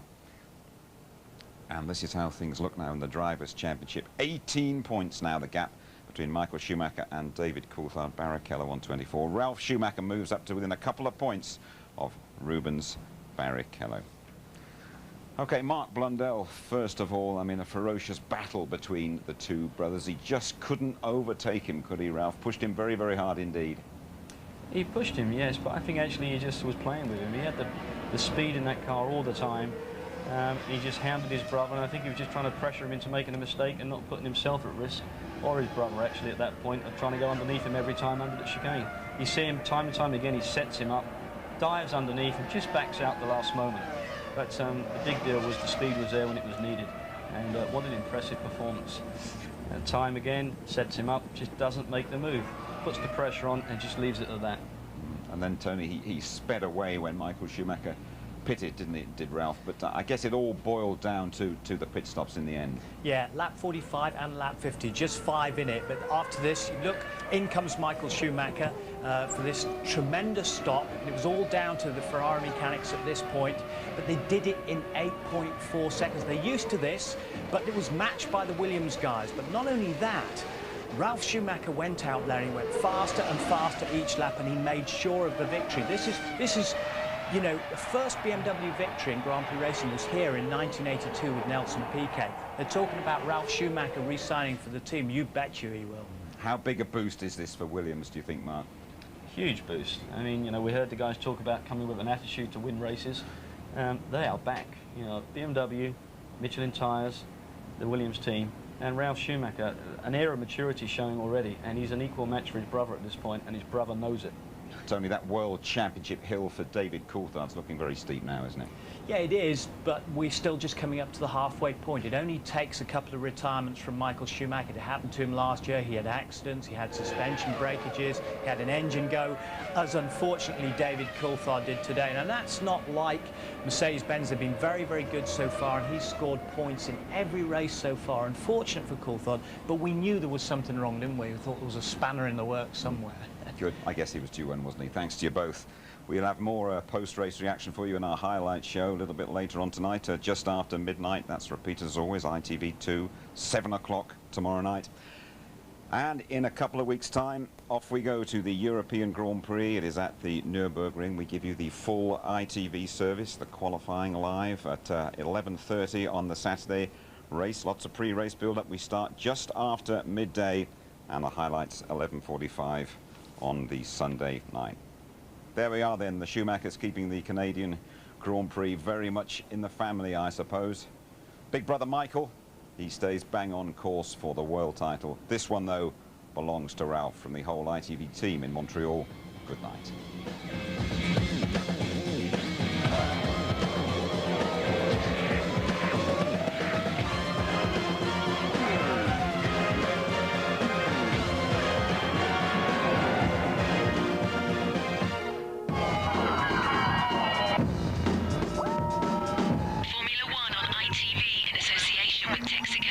Red Flintstone car wasn't set up, so I couldn't get my feet out to paddle on the floor. Martin Brundle said that could perhaps be your championship hopes going up in smoke. Do you see it that way? No, absolutely not. I'm not. I haven't been looking at the points, and I won't be until someone says you can't win the championship anymore. You know, until then, I believe I can, and I'm going to be working towards it. David. Yeah, Ralph helps. David, talking about Ralph, do you think he's a real rival for the championship now? I think that he's had the opportunity to win races all year, as he's shown, and I think that obviously this circuit suited him very well, and as we know that in Monza and Hockenheim they could be two good circuits for him as well. So yes, I think that they are strong, but I still think that Ferrari are still the strongest challengers to ourselves. 18 points behind Michael, is it too much, or is it? Can you reach it? No, you can still reach that. What will you do to relax now? We heard that you come to Le Mans with your manager next week to Le Mans. Yeah, I go to Le Mans to watch Martin and support him for a change and just enjoy the atmosphere of going to a race, to be a spectator for a change. Thank you.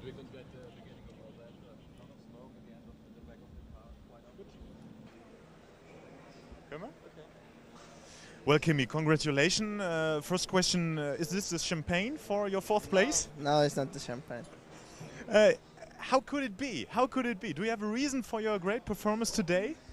No, I think so. The team and I did a good job, and the whole package was good today. Only. That's the reason. Not more? No, not really. Kimi Räikkönen has now 7 points. Mika Häkkinen only 8 points. So is it a big dream for you to be in front of him at the end of the year? No, it's not a dream for me, but of course it would be nice to be, but I doesn't really count against him. I just try to get as many points as I can, and that's it. Did he talk to you? Did he talk to you? After the race, no, not yet, but I think so we will see each other maybe. Is he a little bit proud of another Finnish guy? I don't know, you need to ask from himself. Thank you. Mika, welcome back on the podium. So how was that? It was great. It was great to finish in the podium. It gave me the smile again back in my face, to be honest. And starting 8th position, the target was to finish in 3rd, so I'm very pleased about that. So a turn point in the season? Sorry? A turn point in the season now? Hopefully, and I think so too. You know, I think I've been having such a bad year this year. You know, I've been having all kind of things going on all the way through the year. So I think this is the turning point. You know, and like I said, at least I'm smiling more. You know, it was great to be in a podium, spray the champagne. It was great. You know, the Ralph won 2nd time. You know, it was good for him. Michael 2nd, I'm 3rd. So it was great. You know, it was extremely fantastic combination in the podium, to be honest. So you think the potential for the championship is still there? Yes and no. I mean, mathematically everything is still possible, but it's. I would be a bit crazy if I would say yes. Yes, of course I'm gonna go for it and win it. I think I have to keep my feet in on the ground and go race by race and to see what's going on. We never know what's gonna happen, so. Like I said, just race by race and see what's going on. Thank you. Cheers.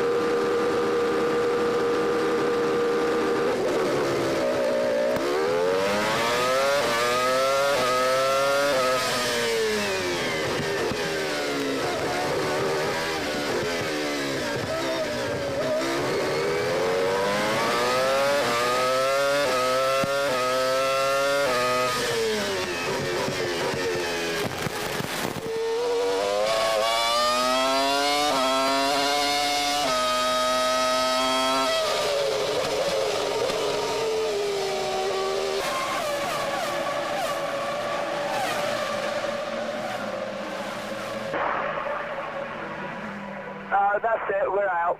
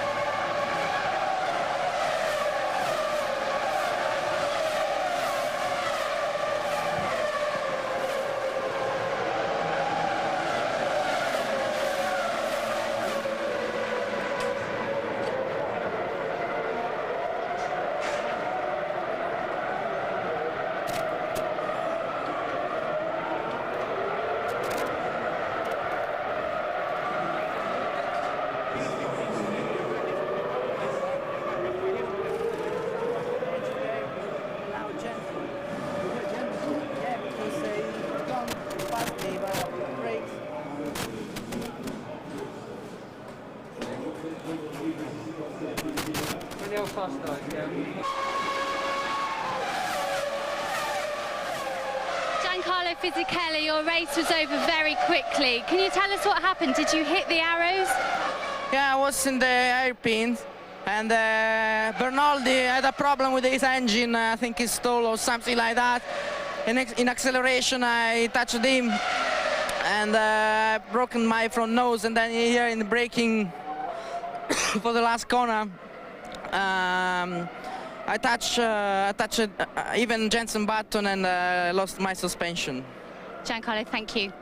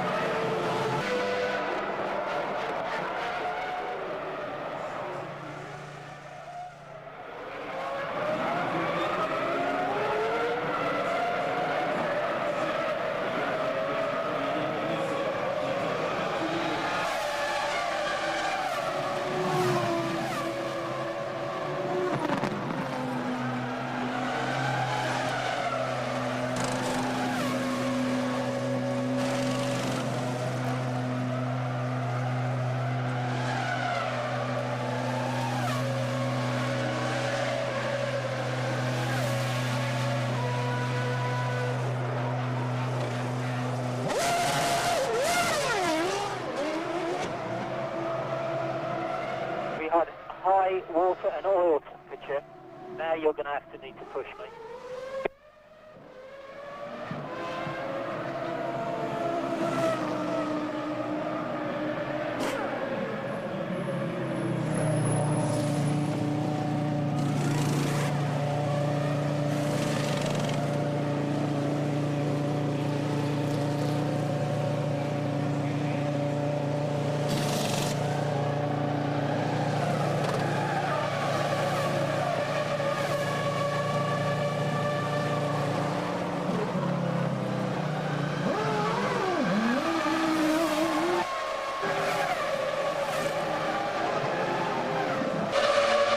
Nick Heifeld, very short race for you. What happened there with Eddie Irvine? Well, he tried to overtake me, but he wasn't really close enough and just drove into my back. So 100% his fault, yeah? Yeah. Thanks, Nick.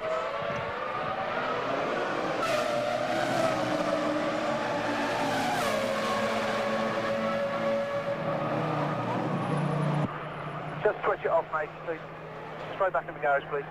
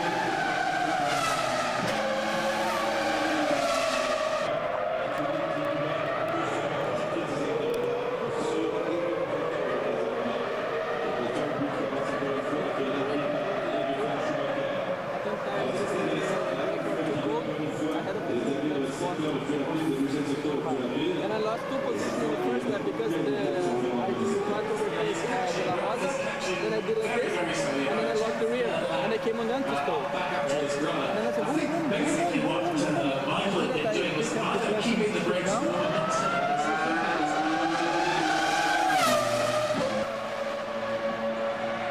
Enrique Bernoldi, very short race. What took you out of it? Well, on the first lap, some cars went out on the grass, and then my radiators were full, and I had to stop before because of the engine temperature. And then I come back on the track, so I was running pretty much okay, and then my engine blew.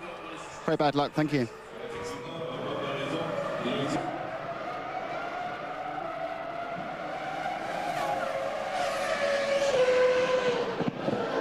Jack Villeneuve, very bad luck, just parked the car. What was the problem? I don't know, I think the clutch broke or something happened. The car wasn't driving anymore. Was that the problem on the start as well? No, at the start just the anti-stall kicked in. Very, very hard weekend. Very bad luck, as always in Canada, hard luck.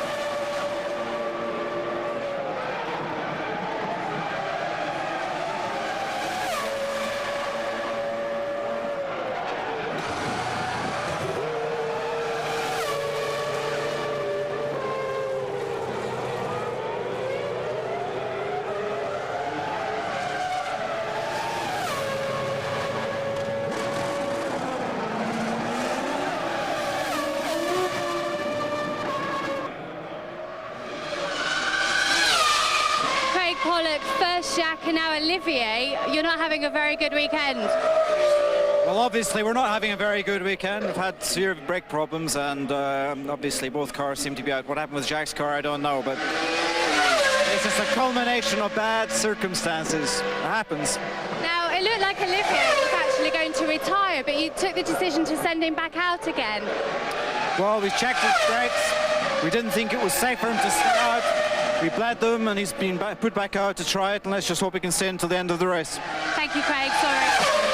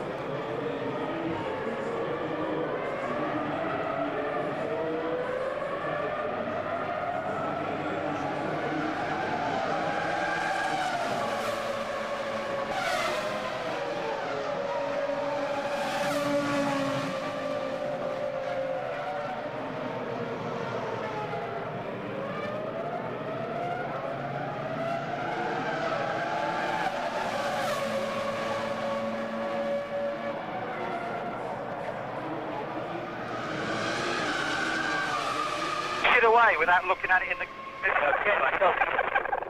Just have a look at the with it's done. Push it away in the garage.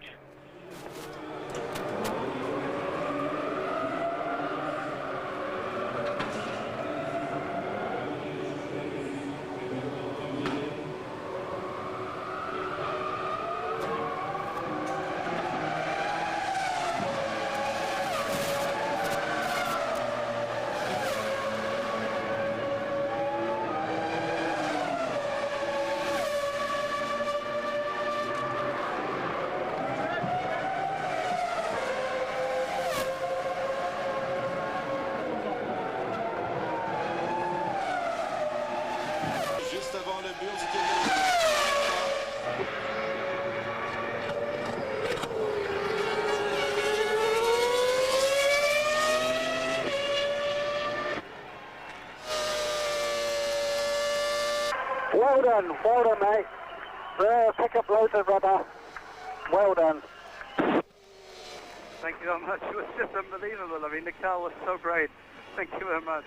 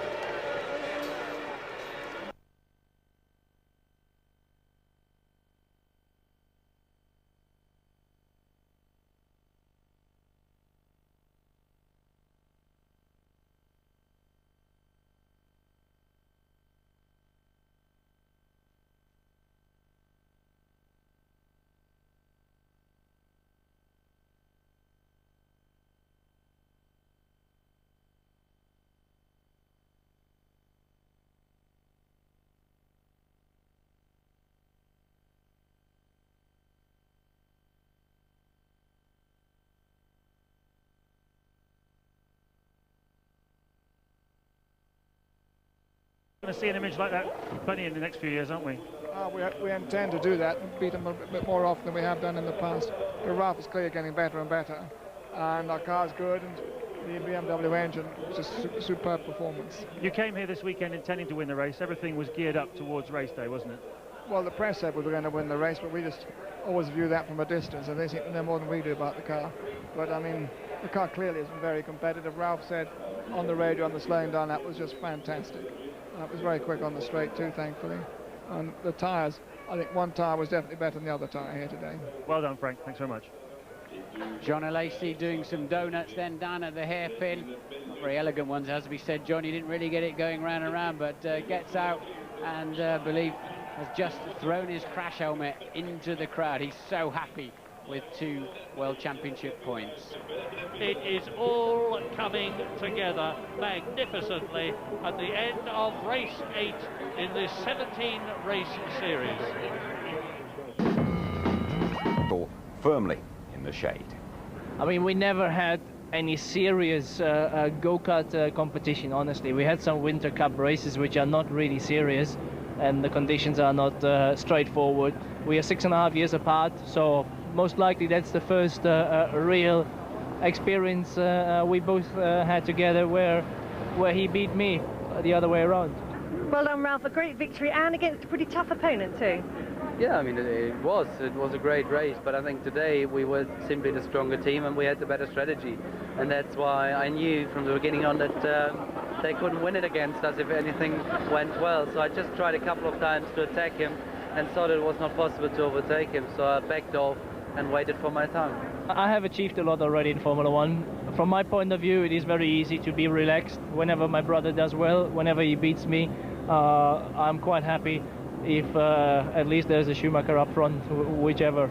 That was our target, to be third, basically. You know, starting 8th position, and we knew if the tactics go like we wanted to go, and the speed of the car it is what it should be, I should finish third. So it worked out 100%. Must be nice to be back up there. It's been a while, hasn't it? Yeah, fantastic. Only problem is you get covered by champagne. That's the only negative thing. Yeah, we had a suspension problem on the lap going to the grid, which I was able to explain to the team because I found a loose part on the car, and they gave me the option of whether I wanted to come in or not, and I felt that I wanted to see how the car was performing, and although it wasn't quick, it still seemed to me like it was predictable, and I just wanted to try and hold in there and at least pick up a couple of points, but obviously the engine problem late in the race put paid to that. It was an engine problem, was it? Because the team didn't seem to be quite sure at first. Lots of smoke out the back of the car. I don't think there's any doubt. No, that was definitely an engine problem at the end.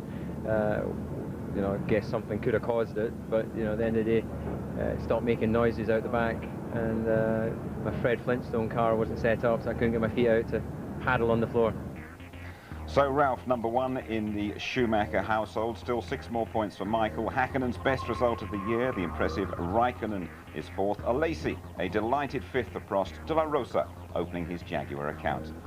Michael Schumacher with an 18-point lead over David Coulthard going into the second half of the season. That's Coulthard's first blank. Ralph Schumacher within 2 points of Barrichello, level pegging Heidfeld and Hakkinen. And Ferrari a massive 34 points clear now of McLaren in the constructors. Williams clearly best of the rest. Sauber above Jordan and BAR. Okay, Mark Blundell, there was that real battle between the Schumachers. Did you ever get the impression that Ralph was going to overtake Michael? Not for me. I think Ralph was just playing with him. I think the situation really showed here. Ralph comes down the inside of Michael, shows his nose, lets him know he's there, but doesn't really put himself at risk or put Michael at risk at any one point. And time again we saw it during the race. Again, sets him up, slipstreams, slips down the inside, gets right down by the beginning of his side pod, lets him know he's there again, just backs off and takes it easy. He knew he had the performance in his car. He knew it was only going to be a matter of time before Michael had to go in, and then stunning laps he put in and broke the mould. Absolutely, Tony. He did race away, didn't he? 3 or 4 very, very quick laps when Michael did pit, but it all boiled down to some very important works from the William pit crew. Yeah, Carl Gaydon, the chief mechanic, and his crew, superb job. Ralph stayed out there for those 5 laps, and he'd got clear, as Mark said, reducing the lap time each lap that he went around brilliantly. But then the Williams boys, under pressure, did it all. 8.4 seconds, a matched Ferrari. And where's Michael Schumacher? Not to be seen at this moment. Ralph out to lead the Grand Prix and to go on to win his 2nd Grand Prix of the year. And this is where BMW had their first win in 1982. Very impressive from them and from Michelin too. We spoke before the race about the incidents that tend to occur here in Canada. Montreal didn't disappoint us, did it? No, it didn't. We've had an average of 8 finishes, 9 finishes, 94, 95. Now look at this button caught behind Bernaldi as he slowed inexplicably and into the path of his teammate Fisichella, deranging his right front suspension and sending him straight conveniently into the pits. And then inexplicably here, Rubens Barrichello spinning, and we know not why, whether it was debris, whether it was dust, a gust of wind, or the traction control failing. Frank Williams will not be happy with this. 4 driver failures, now the 5th one there from Juan Pablo Montoya, and brakes failing for Jos Verstappen when he was in sight of 1 championship point. Mark, I'd like to talk to you about David Coulthard. He was so keen to impress here. He's ended up with nothing. I think you're quite right, and a crying shame for him. But, you know, an engine blow like this, just towards the end of the race, you know, not going to collect any points, and that's going to be a real big deal come the end of the season. These points are critical for DC trying to win this World Championship, and these issues like this, they're not going to help. All the rows about Adrian Newey, despite Häkkönen's points. McLaren were never really on it this weekend, were they? Didn't look impressive at all. Ferrari certainly looked very impressive. Williams BMW team came out of nowhere and really stuck it up. I mean, unbelievable. Two drivers at the different end of the Formula One scale, young Raikkonen and the experienced Lacey caught your eye today. So impressive. This Kimi Raikkonen, he's come out of nowhere. He's got hardly a handful of races under his belt, but like a young guy with an old head on his shoulders. And Jean Lacey, the old hand, doing a great job as well, collecting another 2 points for the Prost team. Tried to do a couple of donuts like he did in Monte Carlo, but you know, a little bit more smoke and a bit more excitement from Jean. It's great to see a character like him enjoying himself. But again, Raikkonen, Lacey, very impressive. Great enjoyment there for John Lacey's 192nd race in Formula One. Tony, how important is this one for Ralf Schumacher and for Williams? Very important breakthrough because, you know, out of the 14 starts, they only had 3 finishes up to today, and one of those was the win in San Marino. But now we've got some great tracks up and coming for them. It's the power of the BMW and the combination of the chassis. But the important thing is they're taking points off of Ferrari and keeping McLaren back from winning the points they need to challenge Ferrari with. So they're really sort of the fly in the ointment. Okay, thanks to you both. Let me just tell you, a couple of weeks' time, off we go to the Nürburgring for the European Grand Prix, the full ITV F1 service throughout the weekend. Qualifying live 11:30 on the Saturday. Join us pre-race, nearly an hour before the race, just after midday, and highlights at 11:45. So we have seen the Schumacher show here in Canada. For once, young Ralph has put one over big brother Michael. Next, it's a home fixture for them. Good night.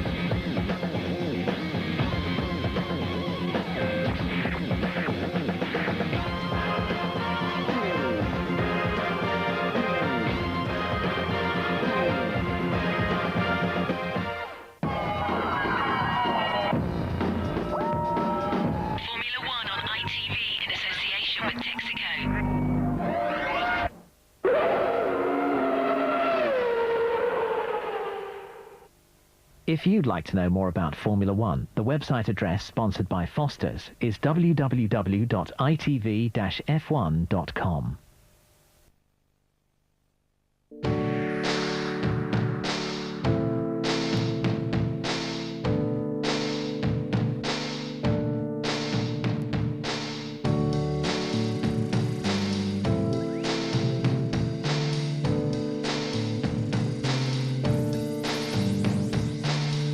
In erster Linie möchte ich mal ankommen und dann schauen wir, was dabei rauskommt. Ich glaube, dass wir klar die Möglichkeit haben, einen Podestplatz zu erlangen.